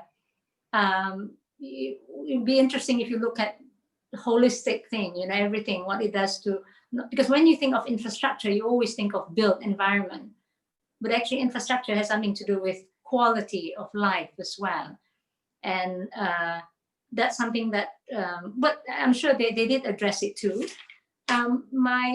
The thing that I would have liked to see is really how they solve a problem. I think like group 1, it was good that you talked about the green aspect, having green building, vertical farming, that kind of thing. So that was quite good at focusing. I just, at the beginning, I just felt it was a little bit too, but it's good that you get Sagama, I guess you use Sagama. I wish somehow overall, all of you would have looked at something quite small and looked at it. The one group that really did look at something and really went all the way with it is the sculpture, the roundabout sculpture. You went to a lot of detail, beautiful work, but I don't know if that is also good if you were saying this is going to be the future of green infrastructure. It's a lovely idea, and you guys did a really good job in terms of graphic, animation, fantastic. The one that I really liked was the last one, which I really felt, because I think it's because I really felt, okay, I can do something. I can, I really know, and I could see they really went into like looking at all the animals. The video, by the way, your research was fantastic. Team 4, group 4, your research is fantastic. And everything went very smoothly, presentation, quality of video. And obviously you did a lot of work because you even had to draw a little animation to prove what you were trying to say. So I like that very much because I felt like, okay, this is something I can handle and I want to do it. I want to be involved. Whereas some of the others, they're wonderful ideas, but it's something like, it's more like an idea, which all of us hope we want to do, but it doesn't make me feel like I can be part of it kind of thing. So that's all I can say for now. I don't want to talk too long also. I'm not saying the others are not good, but I like it when I see somebody really thinking about really solving a problem or looking at the real problem. I mean, we all know that our building should have more green. We should be more aware of sustainable this and that. But like I said, the last group, the team 4, really gave a lot of practical ideas. And that's what I like about it. That's all from my side. Thank you. can't hear you, Casey. Sorry, do you have any questions for the team to help in your markings, giving your markings? Are you clear? You have no problem, you can give your marks? For now, let me just look back again whilst the other panelists are talking. If I do have it, I did write a few questions, but I just want to make sure I'm fair with all of them. Okay, so please remind me, I'll come back to you, okay? Okay, all right, thank you. Anton, can we have your comments, Anton? Hi. Great job, all four teams. I will be slightly critical, perhaps. I agree with many points that Jennifer highlighted. You know, I think as young people, you know, your focus compared to somebody who's old like me is very different. Outlook's very different, and your grasp of issues is not as deep, and therefore you have to put in more effort to understand the issues. So although I think a lot of work has been done in research, I feel a lot of it is desktop, it's virtual, it's online research that you've done. And I think it would have benefited more if you had gone to, maybe took some time to talk to an industry player, somebody who's experienced in that specific sector, to get their overview so that you have a direct source of information. Because having to decipher, you know, so much information online and just taking bits and pieces, when you put it all together, it looks a bit loose, to keep it to put it very simply. That's why the solutions were, and I think Jennifer sort of alluded to that some of the presentations, although very well presented, there wasn't a very precise solution at the end of it. I think the other, from my product design background, and I have assessed students before, is I think you need to try to model it. So modeling doesn't necessarily mean you make a physical model, although a physical model will help aid certain practical things, but you need to model it as in have maybe just a presentation of how all these solutions together and create one solution, and use, what's the term I'm looking for? Pass it through the group, a group made of mixed industry, young people, families, and all that, and get their feedback. Because ultimately these are solutions for practical implementation. They're not just wild artistic ideas, but they're supposed to have practical elements to them and reasons for their being. So I think if you are able to model your solutions and then quickly run it through the idea past people can give you feedback.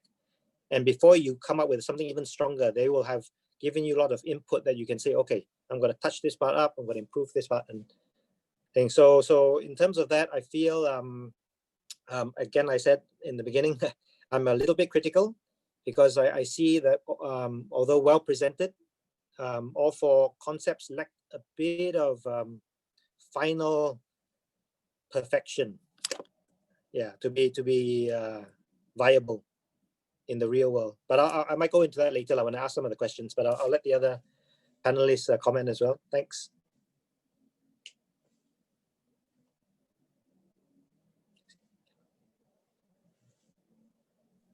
Okay, I'll come back to you, Anton. Sorry, I just muted myself. Okay, Architect Rizal. Yeah, thank you, Doc. So basically, I think jobs well done by all the groups. Before this, I think before today's presentation, I did ask Doctor what is the background of the students presenting today. So because it really has impact on how me as an architect to assist or to assess the presentation. Because if they are architectural students, planning students, or as such, their understanding will be different. And how they look at issues will be different, and how they come up with solutions will be different. So I was made to understand most of them are more of a multimedia kind of a background, if I'm not mistaken. Multimedia, and you have students, some of them are from biological science also. Yes. So basically, to a certain extent, we are talking about something that is, if you want to go in depth, just like what the other two panelists has mentioned, it will be a huge area to cover. So when I listen to all those presentations, I come in with an open mind. So what I'm expecting for the presenter actually to take something close at their heart. It doesn't have to be too technical, but close to their heart, and then they have to present it as such that they have the passion of it. So rather than, because now we are at the age where you can plug and pick from the internet anywhere. You can do a research. Last time when I was 22 years old, I have to go to the library. So a physical library, yeah, doc, is a physical library. So unlike now, the library is just a click. You just want something, you click, you get all those. You want to have issues, it all in your fingertips. So the thing with current situation now, because things are so easy, you just went through the process rather than you actually study and feel the issues. The key word here is feel the issues. So for example, like the first group, when you mentioned about the hunger, okay, that's the issue. So, but how do you feel about it? How does it reflect to in a localized issue? For example, you are taking the Sagama context. Okay, how do you connect the issue of hunger to a place like Sagama? And how does it jive into a green consideration? So actually, that's one thing that I can see. Rather than you plug a solution, or they do a hydroponic solution. Yes, but in Sagama context, how do you plant? How do you bring in the water? How does it actually beautify the place? And how is it going to greenify the place? Actually, I'm looking more towards that. Maybe not technical, but how you foresee if you stay there, if I want to include this, I would like to stay there. So that is localized. And then the second one, which is the roundabout. Okay, because as my job as an architect, I travel quite a lot in Sabah, throughout Sabah. And then most of the things I noticed, almost all roundabouts in Sabah, they have sculptures. You know what I told my friends and all those, Sabah is known for their land of the giants. So you know why I said the land of the giants? That all of our roundabouts, we like to put up huge, enlarged, literal presentation of the districts areas. You have giant crocodile, you have giant seagull, you have giant lemon, you have giant of everything. You see, so somehow we always like to take literal representation. To a certain extent, I was a bit disappointed because when the Sirong, is it the Sirong? It almost like a literal representation of Sirong. Okay, so because you can search through the internet or anywhere, how do they represent something that is representing something local, but you present it to a certain extent that, because when we mention green, how do you join it together? I was expecting that it can be a live sculpture. Okay, something that is you include creeping plants so that it becomes a live sculpture. Then that is where, rather than we are using something mechanical and electronics, because when you're doing solar, that's fine, but to a certain extent, it is not really green.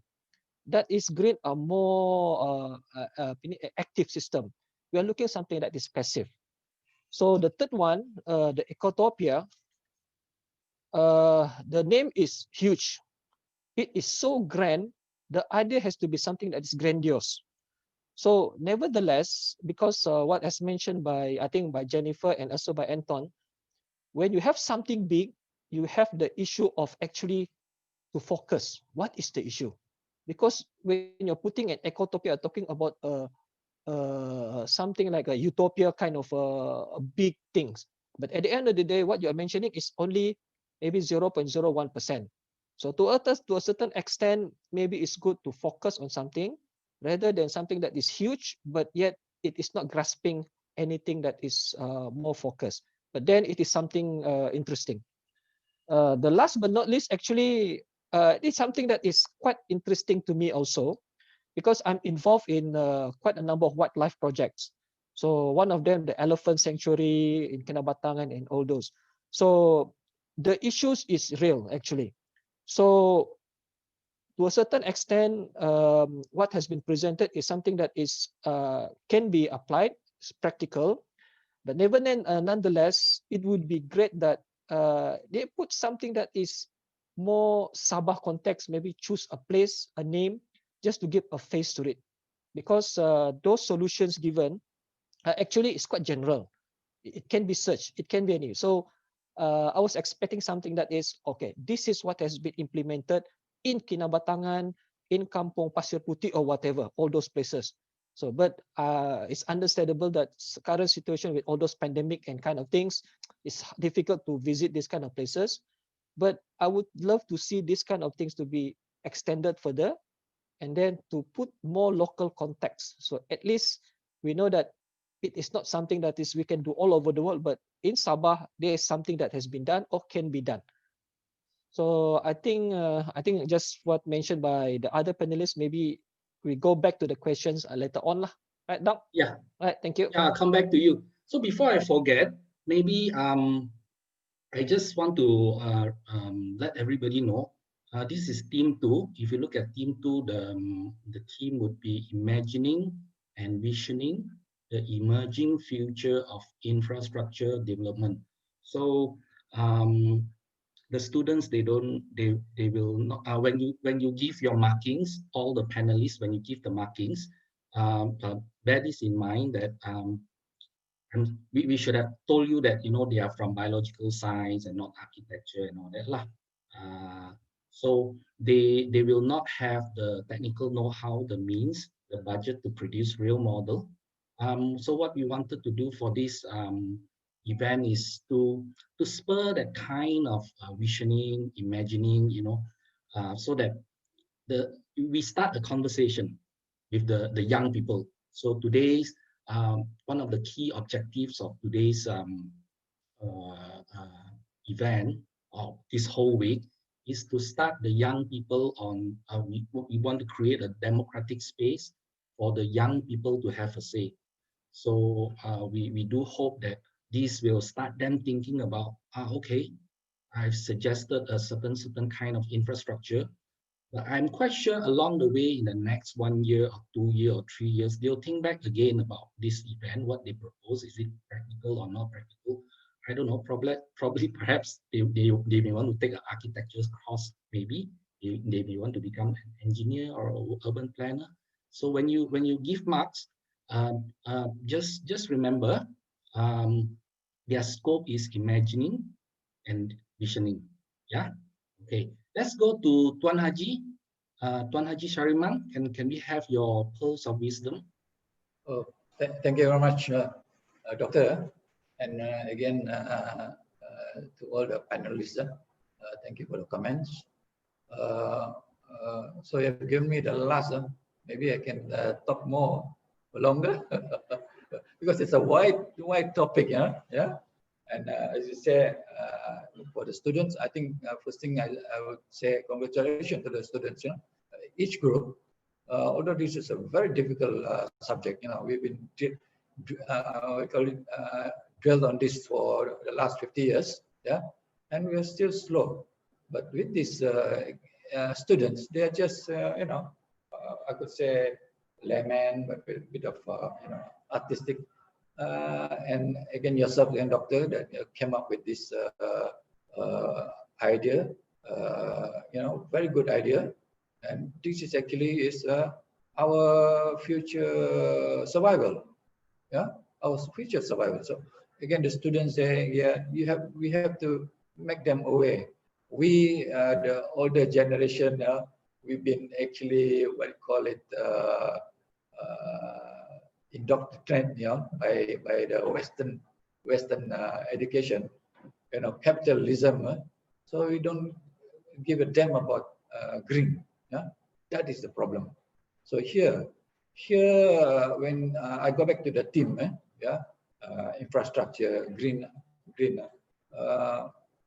When we define green infrastructure, it can be the what you call it, the facilities and also what you call it, facilities and system very important, because just like human, the body, we have a system. We have to do the right thing. You know, or the whole body doesn't work, we get sick. Yeah, that is again most important thing. It's a system. So with facilities like in a city, there must be facilities and system. Once the system breaks down, yeah, everything breaks down. Well, you can see like even in Sabah, a lot of system breaking down, not only in the health, you know, education, but the whole system. Here in the city, especially in the city, it's just concrete. Yeah, no green anymore. And here we are in a neighborhood. Neighborhood, if we call about infrastructure, we mean, yeah, it's just you know, transportation, communications, or even power plants. We forget, you know, about other things, the green. We should merge. We should merge. Yeah, yeah, we should merge. But again, before I talk more about this, that on the respective projects, which I'm going to comment later, but based on it, you say it's just, yeah, the imagination and also just a project, yeah, your vision, which again, we must have vision, yeah, for our whatever we do, yeah. Just go back to this infrastructure. Again, infrastructure, not only, you know, transportation, communications, and power plants, but it is actually, I would rather call living, you know, living infrastructure. If we think about this from the beginning, then we can actually come up with policies, yeah, or recommendation to the government. It is a living infrastructure, an organism, you know, an organism, everything. Ecology is about organism. That's where how we actually can survive. I think if we go back to history, the oil, you know, how we used oil, how we use the gas, how we use the coal, you know, for what, 150 years? Oil about 50 years ago, and the rest, where do we end? We're still struggling. And then now, what about our ozone layer? Now it's getting, yeah, thinner and thinner. Yeah, why? What happened? Yeah. So these are the things that we have to make aware, you know, to our generation, future generation. Yeah, that is the thing. And how we, again, how we must merge, you know, plants and water. This is what we call, again, what we call it, bio again, together with biophilic or bioliness, something like that. So where plants, yes, where water, where plants and water, you know, merge with our roads, our buildings, yeah. So it becomes green. When you don't merge this blue and green, we don't have the life actually. Yeah, that is what I want to give the message. But again, going back to the students' project, I think without the background, they did wonderful. I think the submission or the presentation quite astounding. Yeah, although probably maybe number one, yes, there is this awareness that we should bring in, you know, as we say, population, food problem.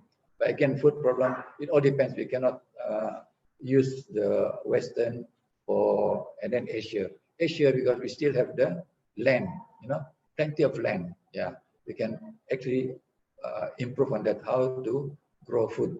Yeah, maybe that's another subject. Yeah, and then on the first presentation, I think, yes, they have done that. Yeah, even I think it's quite suitable also for that they have chose that site. Yeah, especially that Sigawa. Yeah, it's an ugly game, and what they have done, I think, to really put up something that there's possibility there, the potential, you know, even it's a dead, you know, to me it's a dead area, and then you come up with this greens, yeah, vertical greens. Yes, that's a wonderful idea to me, very wonderful idea. How you present it, how you implement, as you said, they don't have the technical background, but it can be. Of course, it is what you call anything green. It is a risk, yeah. People, the owners, that you have to convince them how we can do it. Then of course, economically against farmers, yeah. When you do introduce it, the farmers probably outskirts will complain, yeah? Why you have to do this? So the income will be reduced. But to me, it's a good idea. We have to do that. You know, even they just don't have a concrete. That's a very good idea. Yeah.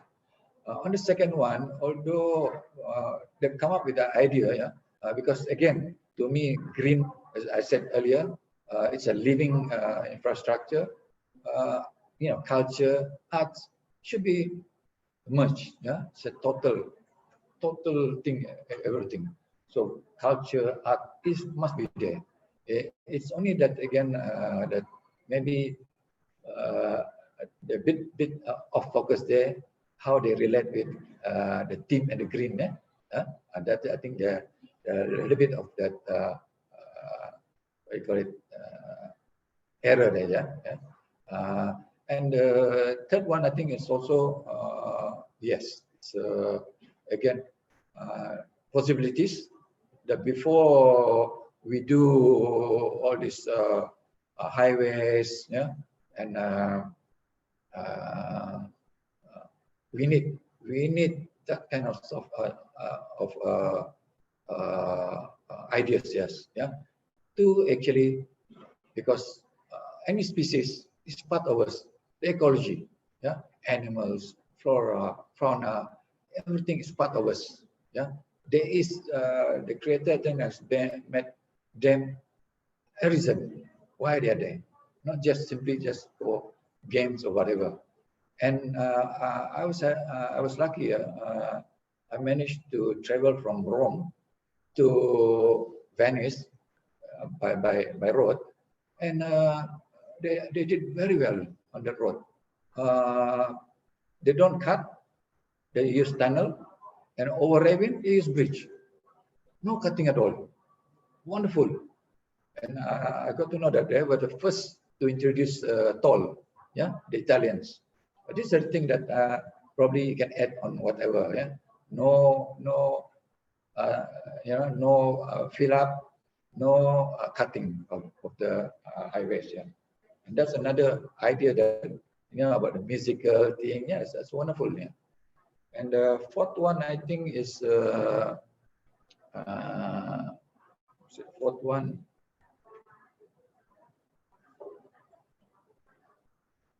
Oh, I think that just now was the fourth one. The third one was about the about the green and how you transport movement, yeah, altogether. But in summary, green, we should also introduce water, because water is life. To me, water is life, and water is actually the thermoregulator, you know, of the whole system. Yeah, and it is actually a convenience of nutrients also. You know, very important nutrients when it comes to green. You know, this is the water that bring the nutrients, and also water. It's whether in our body it ejects toxin. Yeah? Same thing with our planet. You know, we have to get rid of our solid waste. Same thing. That is the system also altogether. Yeah. So in summary, it's a living infrastructure, not only green, but it's a living infrastructure. So the question actually I want to, of course, as you say, just I want to ask, but it's more technical and how you actually go about implementation. Yeah.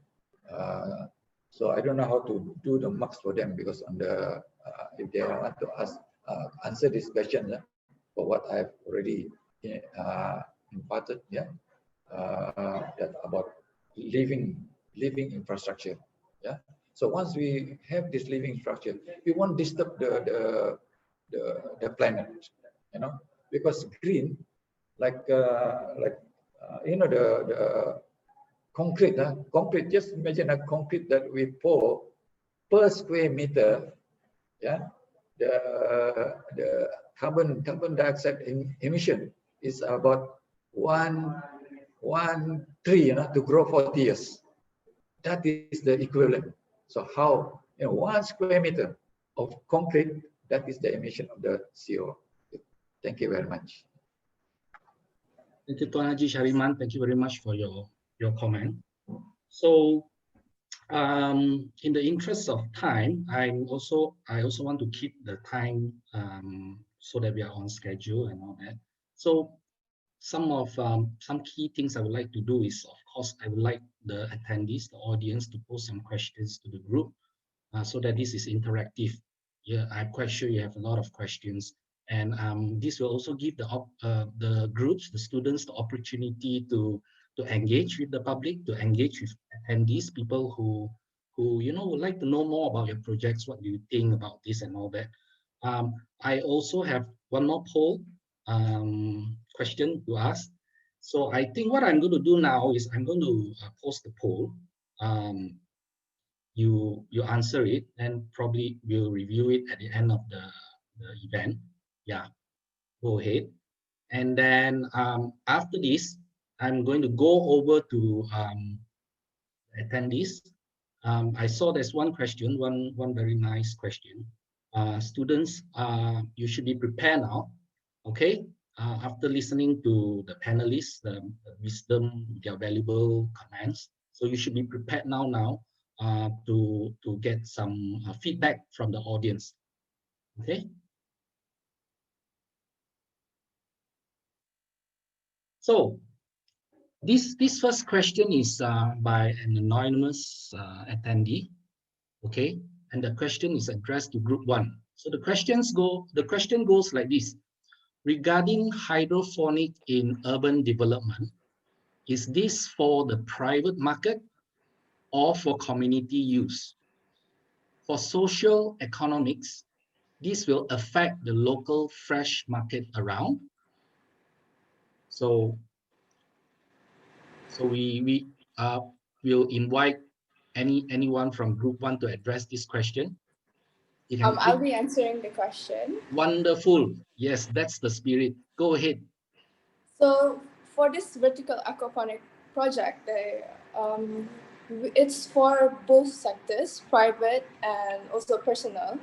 Surely people shouldn't worry that it's gonna cut off the income of farmers around. It's only for us to supplement what we already use, and we can't really say it's gonna cut off all the projects all the work that farmers are gonna have, because how sure are we that we are gonna plant a lot of types of vegetables?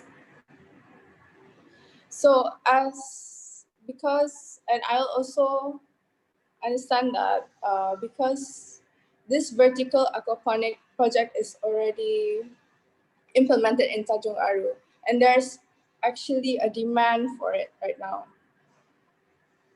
And then such vertical garden it can be healthy, it can be organic. Look at our residential areas right now. People are actually planting their own food using the small land that they have.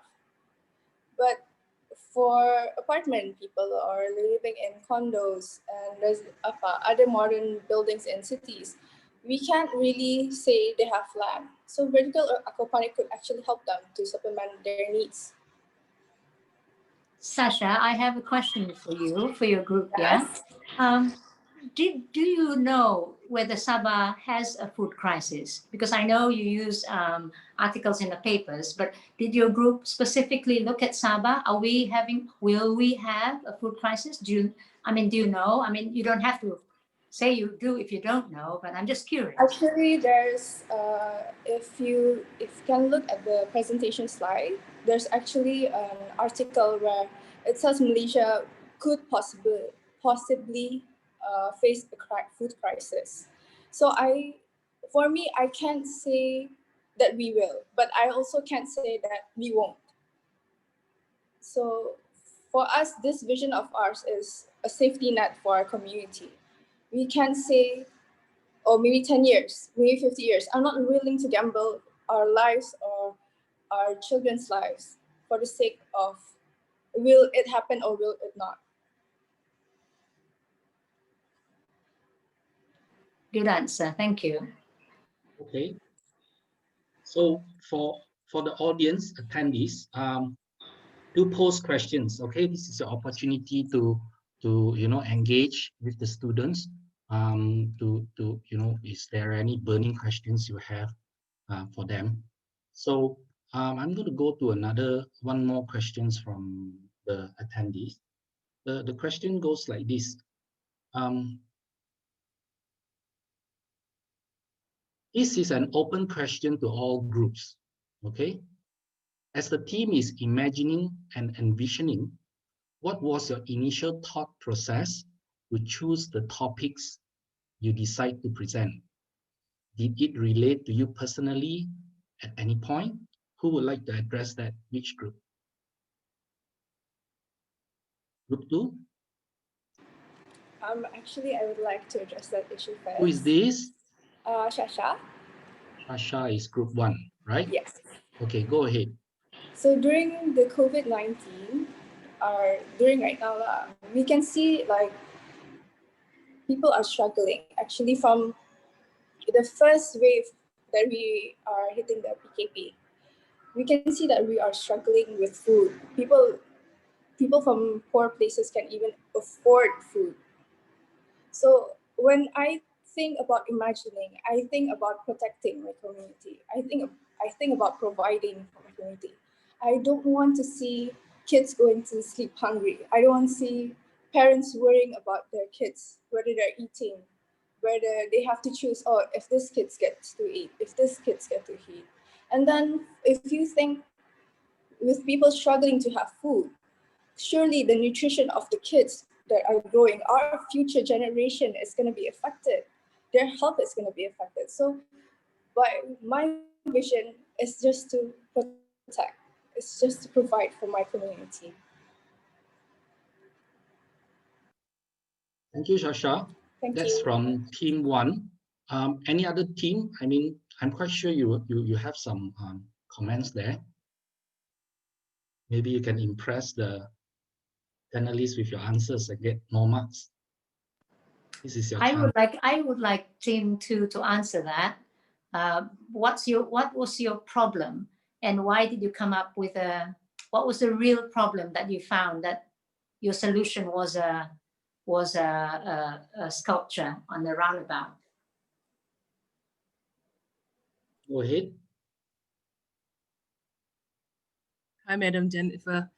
Yes, first of all, I'm sorry, Architect Rizal, if it was a bit disappointing when it comes to building roundabouts.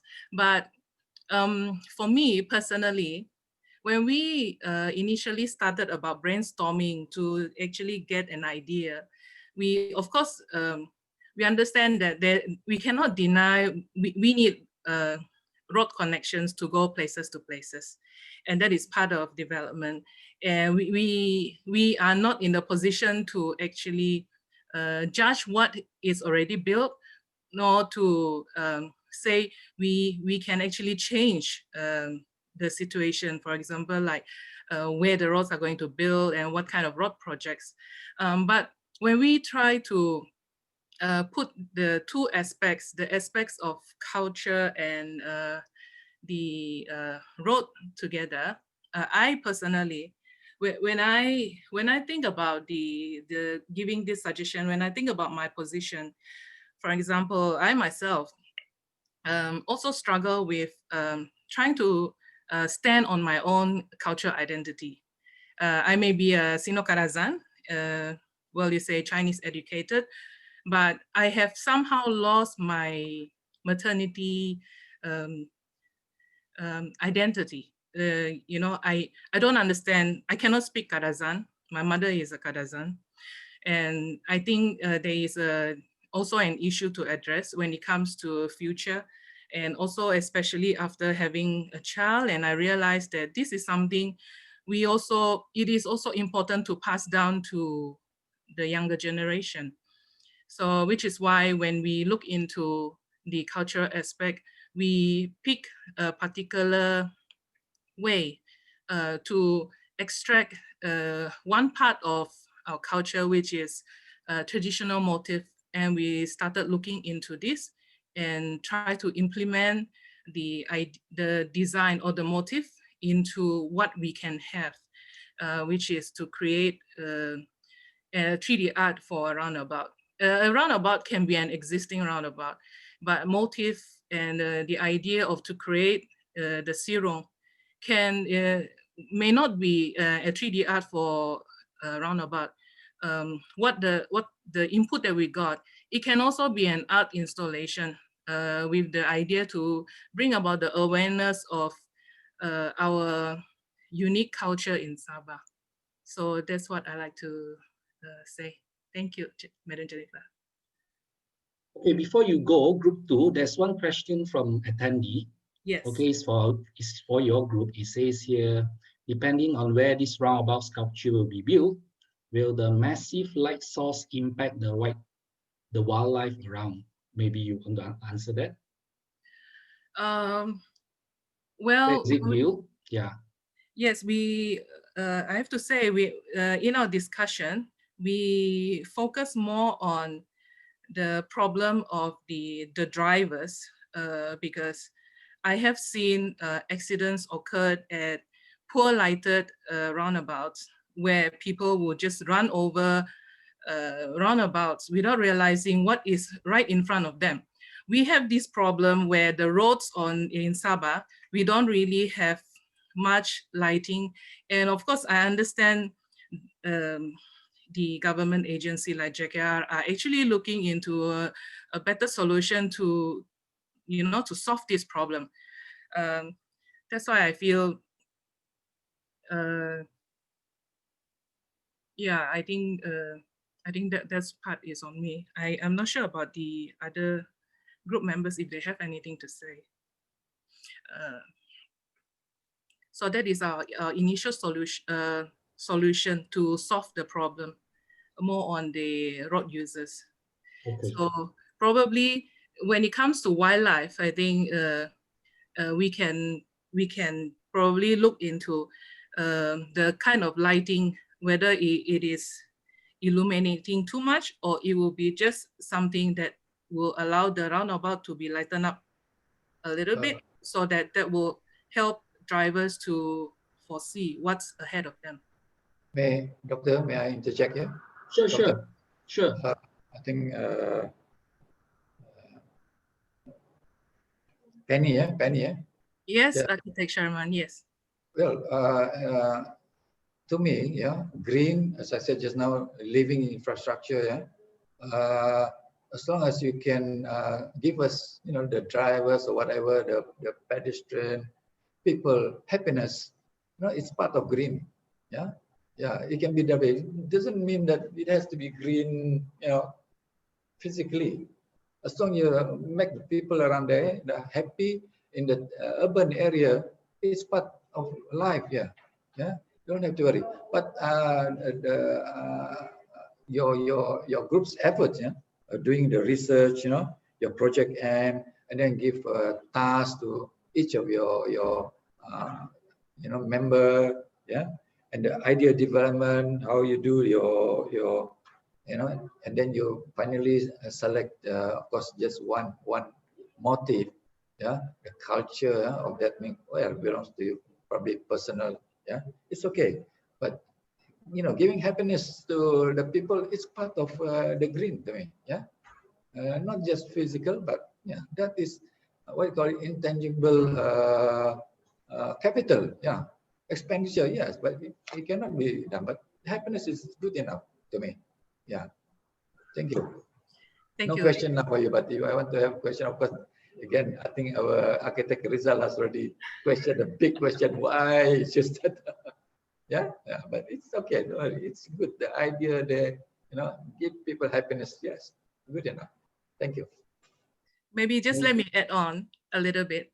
I think we consider our group quite bold in a sense that, you know, when I saw the name of panelists, I kind of panicked and I told my dean, these are the architect big shots and how are we going to present? You know, we are just a bunch of students. Yes, it will definitely need more time to conduct studies and to understand, get feedback like Mr. Anton said. We need that. And, you know, to have that kind of problem where we have to, like just the four of us, and we have to rely on each other and taking out our own time, you know, despite my group members, they are still studying, and two of us, another group member of I, we are doing intern. So I think we struggle, but we are happy with what we have come up with. Although we may not be able to satisfy and make everybody happy, but at least we feel that when we bring up the issue about culture, we also feel that because that is also part of being us, Sabahans. And you know, it will be nice to see when we go to some kampongs, you know, when we pass through, or maybe when we pass through some roads, junctions, we are able to see, oh, this is the unique culture of certain ethnic group. And, you know, and promote maybe, or to encourage more locals to travel around and get to know other ethnic groups and cultural community. Yes. Yeah, if I may add a bit, Penny, we have almost similar background. So somehow, but I don't bear babies lah. But anyway,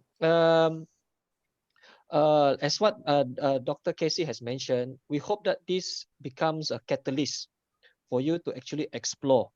Because why I'm saying that, Penny, because we have already have so many roundabouts, and roundabout is actually is a dying breed in terms of traffic planning.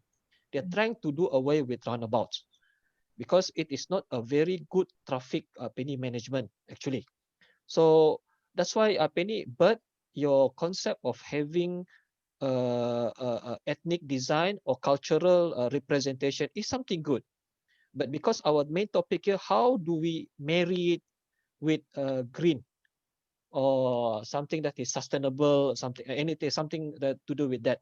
So that is something that you need to look into, because at the end of the day, it can be just a generic presentation. So that is one thing that as a student, you still have the time to explore and then expand your experience. And then from, even though it's just a roundabout, or maybe it's just a ethnic design, but later on down the line, when you think about ethnic design, how do you combine it with something that is more like what Haji Sharima mentioned, how to make other people's happy. So happiness is one of the green, is an aspect of green also. But how do you mix it up? We don't have to, actually, to be frank, I'm not keen to have something that is a sculpture just standing by itself, doing nothing. And then you have to spend money, you have to pay the bills, you have to put a lot of infrastructure. At the end of the day, you're spending money on something not giving back. Green actually is something that you get something from nature and then you're giving it back. Actually, that is the concept of green. So looking at just having a model, which is not giving back to the community, that is something that is not balanced. We are talking about balance. So I hope you can take this as a catalyst to actually to look for something of a balanced development. Maybe it's just as small as a sculpture, but it can be a catalyst for something big. So I don't mind to have a sculpture in front of building that I design that give a focused representation of green. Don't forget that sculpture can be something big, yet it is small. Yep. Yes, thank you very much. Just add, I think I agree with architect Rizal that well, part of green, you can use solar for your lighting and brighten the whole of the town. So yeah, we need to brighten our town. So yeah, and again, as I said, it is you know, a living. So bring in people in that as a public space. How we do it, it can be done. Don't worry about the traffic. It can be done. Yeah, explore on that thing. Yeah, as part of it. It cannot, the runabout cannot be stand by on its own. Like most of our buildings, when we design, always stand alone. You know? Now it's different. We have to integrate with nature. Same thing, your runabout, integrate with nature. We can do it. Thank you. Thank you for the encouragement, Puan Haji. Doc Casey, sorry, can I just finish up like what they're saying? It's just generally, I just want to remind all the participants, this is not about doing something to please us. You have to remember that, you know, our comments are something that you can learn from, but the most important thing that you must take away from this is, you see, this is about the future. So when you have a vision, you usually have to address a problem. So you have to think about what that real problem is, the real problem for Sabah. Because the danger of keeping everything too idealistic, too general, the problem is after this event, after this thing, you go back to your home and then you forget it. So that's the thing, that we mustn't do that. You must remember every minute of your life, you always must be doing something that will be worthwhile in the long run. So don't waste this time that you've done. Don't let it just slip away, if you know what I mean. Because you guys, all of you young people, you will go on to become designers, you will be working as a civil servant, you will be contractors, consultants, and each one of you will have a part in our development, in our future. So that's why you have to remember that that's the most important thing that you must take away from this. To be clear about what is the problem in Sabah, and then find solutions for that. Don't be too idealistic. You don't have to listen to the world. You just have to look in front of you, what's outside your house. And that's the important thing. And everything that we're saying is not to put you down, because you guys are amazing at what you're doing.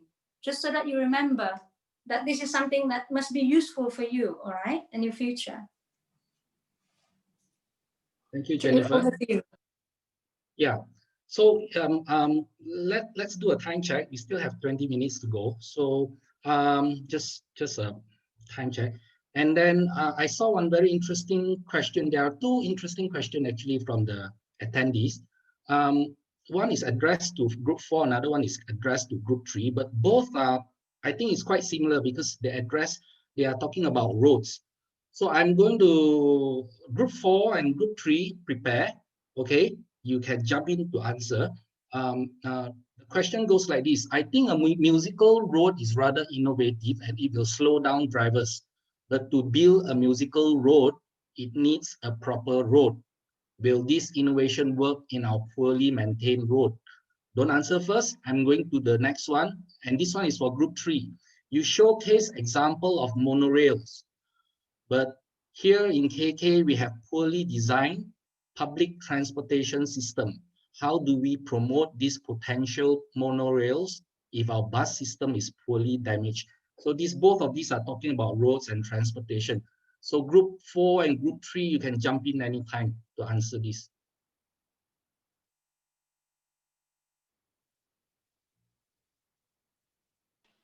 Hello? Yeah, go ahead. Should I turn on my video camera? Boleh? Yes, go ahead. Okay. Please ignore the background. My siblings are also having a meeting. So I am from group 4. The question you pose is a really good question, because indeed this road, the musical road, doesn't really work if the roads are not well maintained. This idea is usually used for roads that are straight, well maintained, and it's even the slightest groove, if it's like bad angle, can change the tune. But the point of that example being inserted in the video was that's an example of a mitigation that is used on roads that are already constructed. So the final message of our video was, and going up to another question I see where it's asking us the cost of the musical road, these mitigations we've introduced are very expensive. Of course, they're big projects. So our final message in the video was trying to say that instead of finding ways to mitigate roads that are already being constructed. We have to make sure that the road or the infrastructure that we're going to plan in the future doesn't pose an issue as big as this that we need to mitigate them. So we can save costs, we can save time. We don't have to think about all this logistics of too much. Maybe the road is not well thin, a lot of factors. So it's better if we just avoid or make the impact of it less in the beginning of the infrastructure. Thank you. Group 3, do you want to jump in on the monorail question?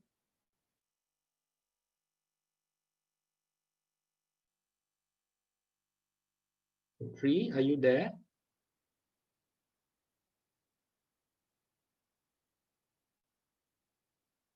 Okay, I think group 3 is not ready. So we have one interesting question. It is addressed to the panelists. Okay, for the panelists, would you be willing to hire, input, and promote any of these ideas and vision to your connections? Okay, interesting. Any ideas here you would like to promote? Panelists, any panelists? Yeah, actually, I would like to address this one because we are in an industry where innovation and technology plays a big role.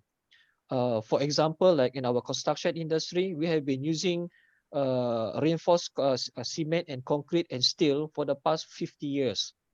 Okay, it is now only currently that we are trying to incorporate new technologies. So of course, if something that is beneficial in terms of to speed up, is cheap, and then of course in the long term it gives some sort of technological shift, definitely something that we would really love to look into it. But the problem in Sabah or Malaysia, even like our local universities, any good ideas, somehow for it to actually shift up to the commercial level is not really that fast. It takes a long time.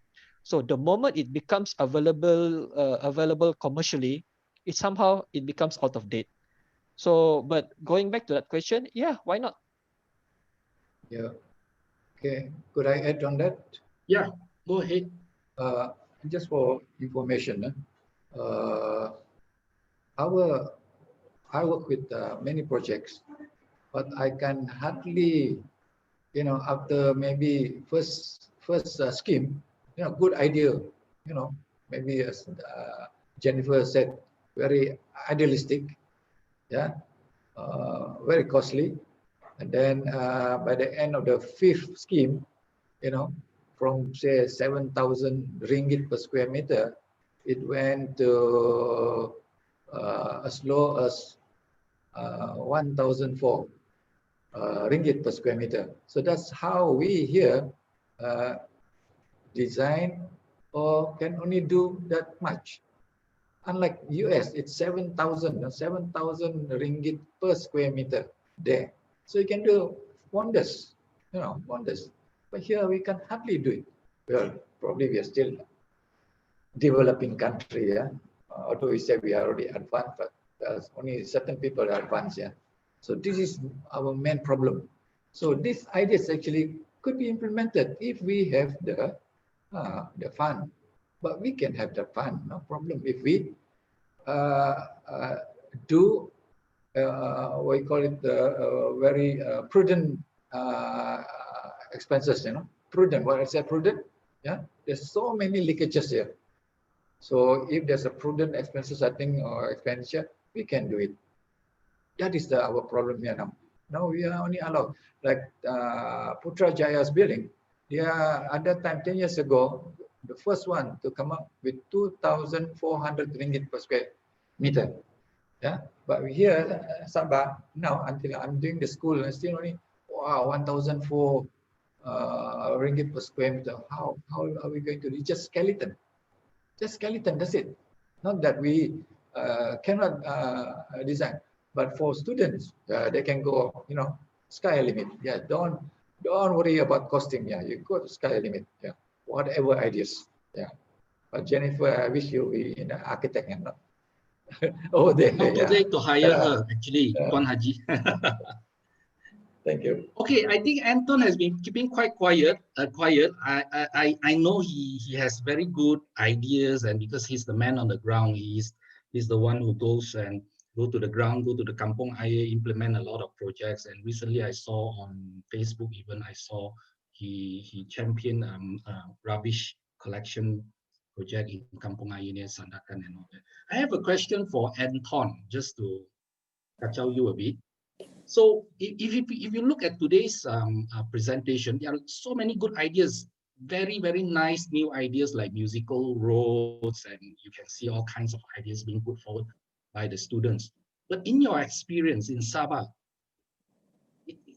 why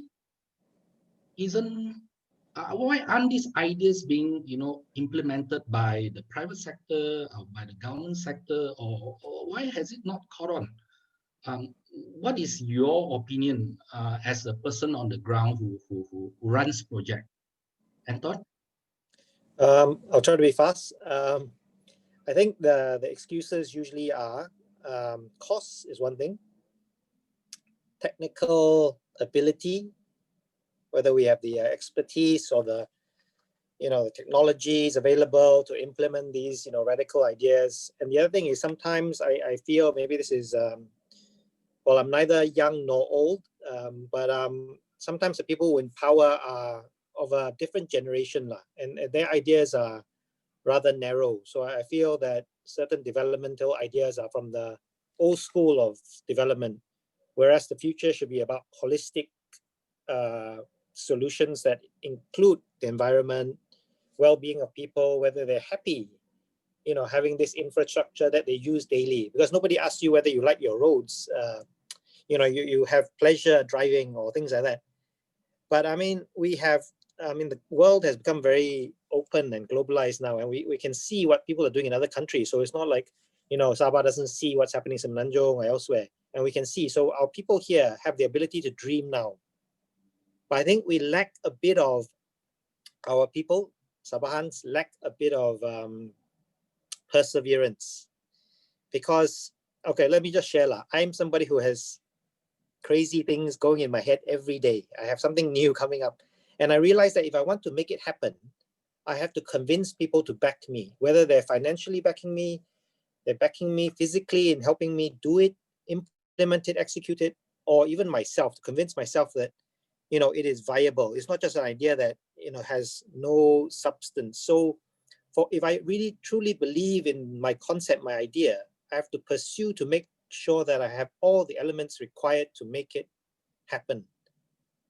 Whether I have the funds, whether I have the backers, whether I have the technical capabilities and all that. So I think, great ideas to all the 4 groups. But I said, if you believe strongly in it, I, for one, am open. If you want to ask me later on, for further input on your concepts to develop it further. I think they are very early stage ideas. Some are, there are ideas, elements in there that are worth developing further.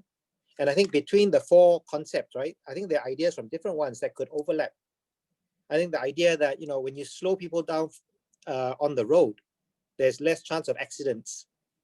Okay, so you appreciate what's around you. If the things that are around you are worth appreciating, such as your natural forests and all that, or even symbolic things such as cultural elements like symbols that represent cultural elements that you reflect on when you slow down your vehicle, whether it's a roundabout or other buildings, you have these symbolic elements. And why does it have to be purely visual? There are 5 senses out there. Use the 5 senses. Yes, visibility is important, but if you have no sight, you have smell, you have your ears. So the sound, the road, the music playing road is a great idea. But okay, we don't have to have a physical road musical instrument. What if when you pass a certain stretch of road, you switch on your Bluetooth, you switch on your Wi-Fi, there is a signal, there is music played to you directly to your phone, to your vehicle, because the technology is there already. So when you're driving past a long stretch of highway, certain stretch plays classical music, jazz music, dance music. If you want you to go faster, I don't know. you could play that, stream it directly to your vehicle. You just have to connect.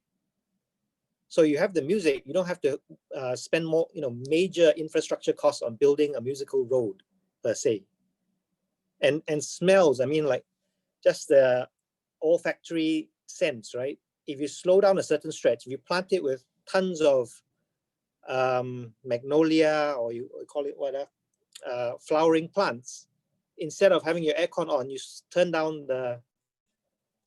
your windscreen, your windows, and you drive slowly and you smell the fragrance. So, sorry, is that going too long? But I mean, there's much to be developed from all 4 concepts, and I think you can play on it further if they wish to. Yeah, so keep going. I'm not being critical for the sake of criticizing only.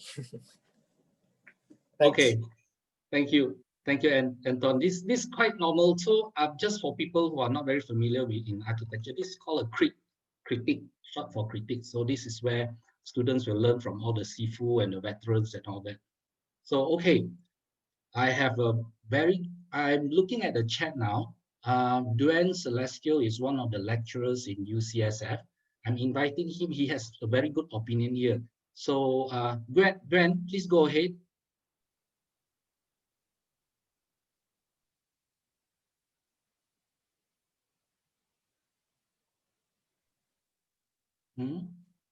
Duen, are you there?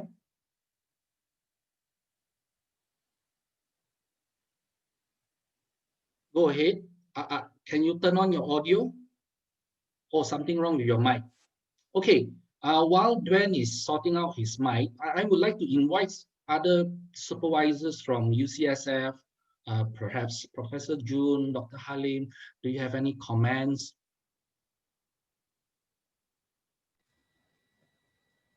Dr. Halim?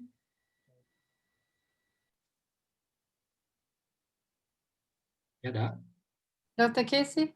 Yeah, go ahead, Professor June. I recognize your voice. Thank you. It's just very briefly. Anyway, thank you. Thank you very much from the panel. It's been very good. I think our students learn a lot, including myself. Being with them for the past several weeks, getting ready for this, it gives them a broader vision of what is green, because green itself is indeed a very broad concept. It's like even our philosophy at our university is green, but still they find it the gaps are there to really put themselves into that green. So this forum is indeed a good chance for them to put in their mind what is green in context of infrastructure. It's not easy because they are all from different background. But in the context of green infrastructure is surmountable to opening Pandora's box. You heard from all the presentation tadi kan. But I noticed that these students, they are all Sabahan, they have this ability, and if we give them opportunity, guidance to them more, they are able to dissect the issues from different angles, from the science perspective, from the development perspective, from multiculturalism, from even the designers, Faculty of Art and Creative Media. And then we have from the Faculty of Management and Economics. So each of them giving different perspective. But I believe these students, they are the future leaders, they are the future actors, implementers in this country or even in these states. The most important thing, we have given them a chance, Dr. Casey, to voice out, to draw out, to show to all of you, the panelists, what they have in their mind about the topics given to them. That's all from me, Dr. Casey. Thank you to all the panelists. I'm so glad. Thanks, Professor June. Thanks for your pearls of wisdom. Okay, great. Duen. Hello. Can everybody hear me now? Yes. Am I online? Okay. So good afternoon, everybody. Again, thank you, especially to the panelists for coming down, going online to give feedbacks and give comments on the students' work from all the 4 faculties. Faculty of Natural Sciences and Sustainability, Faculty of Development and Multicultural Studies, Faculty of Arts and Creative Media, as well as the Faculty of Management and Entrepreneurship, which is probably by tomorrow. Yes, if I'm not wrong lah. But coming to the opinion of green infrastructure, as I've put in the chat for the panelists, we can have the best minds, the best engineers, and the best artists to draft, work, and develop a better future, green future for Sabah. But again, if the state is not in line with the green and isn't doing anything positively administratively, then of course none of this could work. So maybe instead of having a green infrastructure, we can have a green administration instead, something that we are very lacking of. So that is my thoughts and opinions. So that is all for me. Thank you, Duen. So maybe you want to tell people a bit of what you do in UCSF?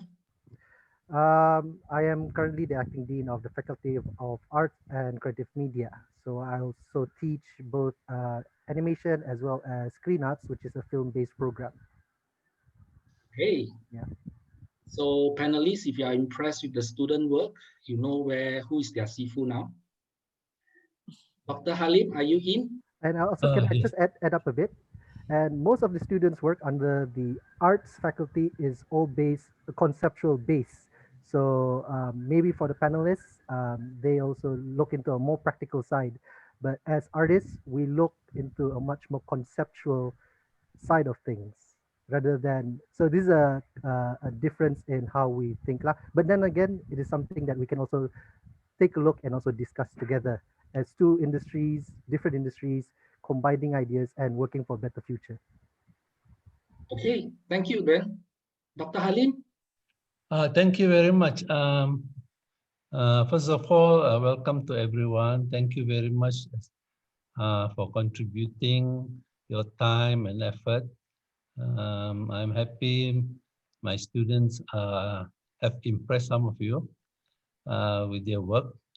Let's hope that they will continue, not just they did their best just for this particular forum, but what we want, as you say, is to plant a seed, a green seed in their mind and hearts, so they will continue to bring a green revolution, especially in Sabah. Of course, the way we interpret green can be quite different, and I find that many of the presentation do look at the West as models, and I have always tried to impress in the group that I like to see green from the perspective of our own indigenous culture and so forth. So I agree with some of the panelists saying that maybe some of the project could start small, because many people think going green is very expensive. You see, in the evolution of ideas, green is after sustainability. And people think doing sustainable projects are themselves already very expensive. What more to go green? I think we must break that particular myth. Actually, we can start green in a small way. And I like, I think, of course, what I want to see is more deep thinking, but good small projects that eventually can be models that can be implemented easily. So one of the things I think, not being an architect and so forth, my apologies to all the architects and engineers, let's not make finance the greatest barrier in the way we want to do things. I was once challenged about 30 or 40 years ago. They said, Dr. Halim, very sorry, tiada duit tidak boleh buat. And I said, no, I disagree. So I think if you can work within, saying, get your ideas, but it can be also maybe what I call quite cheap to do many things. Don't be restricted that green must be a grand project. Let's start small and grow big eventually. Thank you so much. Okay, thank you, Dr. Halim. So I have a few things to do now. Number one is let's have a look at the poll. What is the result? Johari, what is the result?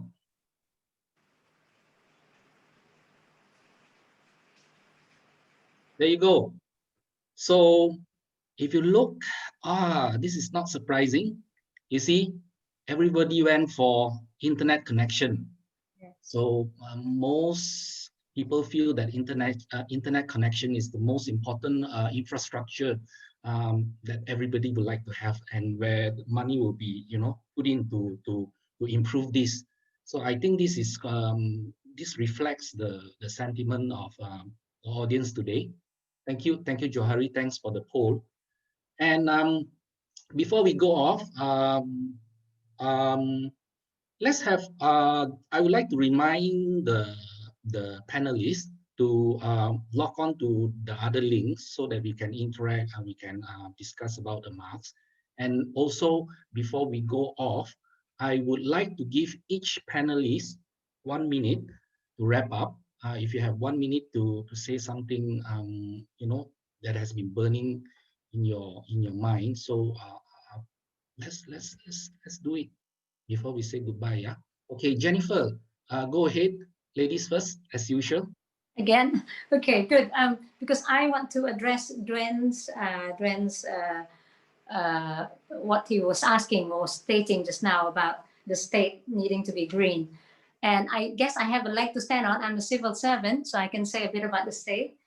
What I want to impress on everyone and everyone to remember is that the state makes government. The state is made out of a government, and a government is made out of individuals, right? Each one person becomes one government, because it's very easy to blame the government. It's very easy to blame government for everything not being right in our lives. But what you have to remember is government is made out of individuals. And guess what? Even if one individual in the government say, okay, we build Pan Borneo, across Sabah, whatever, without the help of other people, not necessarily the help, the collaboration of other people, meaning the builders, the contractors, the lawyers, the business people to come up with the finances, that project will not happen. So every step of the way, we all have a say as to what is not right, or we all have the right to say something. Because I've been to many government meetings where sometimes something is being said by somebody at the top, and it really needs to be contradicted, or at least somebody say, but they don't. Because there's always this fear, if somebody is high, they're always right, or we just apa boleh buat lah, kita buat sajalah. And that's a really bad attitude. If we have the right attitude as to how to approach something, where we look at the big picture and see the importance to everyone, then that's something that will be successful. I read recently, and I love this thing, a guy called Kyle Cease, and he said, whenever you do something, you have to do 3 things. You have to make sure that 3 things. 1, it benefits you. 2, it benefits the community. 3, it benefits the world. And if you can do all 3 of that, then it's foolproof. It'll be right. Like he made an example of Coca-Cola. I better don't say Coca-Cola lah, nanti kena sue. Fizzy drinks, right? It'll benefit them. They get lots of money. People buy it. But 2, it doesn't help the community because you get diabetes. You have very bad habit of drinking fizzy drinks. And then 3 is very bad for the environment because there's a lot of plastic being thrown around. So that's only 1 win, 2 lose-lose. So that's not a good project. So if we go about our lives, whatever we do, if you think about those 3 things, how it can advance you, how it can advance community, and how it can do good for the world, then we'll all be all right. That's from me. Thank you. Thanks, Jennifer. Tuan Haji Shariman, 1 minute, your burning comments before we go off. I'll go more, say, the 21st century. Yeah, we are in the 21st century. I think this holds the key. Yeah, it holds the key to decide on our fate, our, civilization. Green, I say green, or I call it the living, how we merge, the human and animals, plants, it has to be there. This is the key, you know. Yeah, but of course now since 70s we have many assessment tools, you know, to govern our action. Yeah, but still we are not. Although we are going to the right direction, but we have to do more. I think we in the Sabah context we are actually always take for granted because we have the greens, you know, a lot of greens. So we don't see this, but we have to actually now conserve our greens. Yeah, work together, plants, you know, water, human, the animals. Yeah, that is I think my final say. Thank you. Thank you, Tuan Haji. Anton, go ahead. Just with regards the concepts, the envisioning of the future to the students, I just say, you know, continue to dream for Sabah, but because we need dreamers as well as those who are just practical, but you need to empower yourself with all the necessary skills and know-how and support and team and community and state, everybody, the bigger the group, the better, to make those dreams happen. Because it's, you know, I've personally, you know, dreamt a lot of stuff and a lot of it failed, but I realized that if I keep pushing, I'll get there eventually. So you have a lifetime to do it. So keep pressing. That's the important thing, is don't give up. Yep. Okay, keep pressing, keep pressing. Rizal, 1 minute. Rizal, Yes, are you still? Go yes, ahead. I'm here. Okay, you mentioned about seeds. Today forum is about planting the seeds. So what we want to see the seed is to actually for it to grow and become a big tree, right? So as chairman of Pertubuhan Architect Malaysia Sabah chapter, actually we do have projects to actually to promote programs and activities with regards to sustainability and green. One of the immediate project that we are planning to do is basically the walkability project in Damai, basically to upgrade the roads and then to make it sustainable and green enough for people to actually utilize it. So there are some good ideas in this presentation which can be developed. So I would suggest that Penny, your side to actually come up with some sort of proposal, and then maybe to work together with PAM, we realize some of the ideas. So rather than we just talk on something that is on paper, then why don't we try to make it something that is a reality? People can see it. Then we can help to grow the seeds to become a small tree and down the line a big tree. That's all. Thank you. Oh dear. Thank you, J. Rizal, for offering a very big window, not a small window. It's a big window for the students to practice and practice their creativity and their ideas. Okay, so customary, turn on your video. Probably we'll have a big group photo. And then I would like to remind the panelists, don't go off. Johari has provided a link for us to go to after this so that we can consolidate our marks.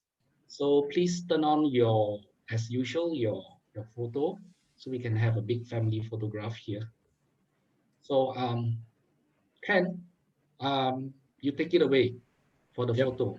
Yeah. We'll just wait till everyone more and more.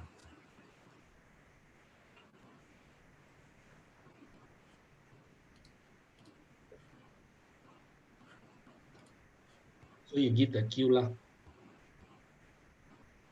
Okay. You can strike whatever pose you want after, I guess, like 3, 2, 1. Okay. 3, 2, 1. Okay, good. And that should be it. That's all? Yep. Itu saja. Itu So saja. before we go off, thank you very much, Jennifer Linggi. Thank you, Anton Nui. Thank you, Encik Rizal. Thank you, Tuan Haji Shariman, for your time. I know you're very, very busy people. I think the students have benefited a lot from your wisdom. As we mentioned earlier, this session is to plant a seed. And if we see the tree is growing, the plant is growing, probably we'll need your help to water the plant and fertilize the plant and all that. So this is all our job. Hope you'll support them. And then if you need any help to connect to UCSF and all, you know who to look for. Okay, so itu saja. Thank you very much. Thanks for your time. Selamat petang, salam bahagia. Terima kasih. Thank you. Thank you, Doc.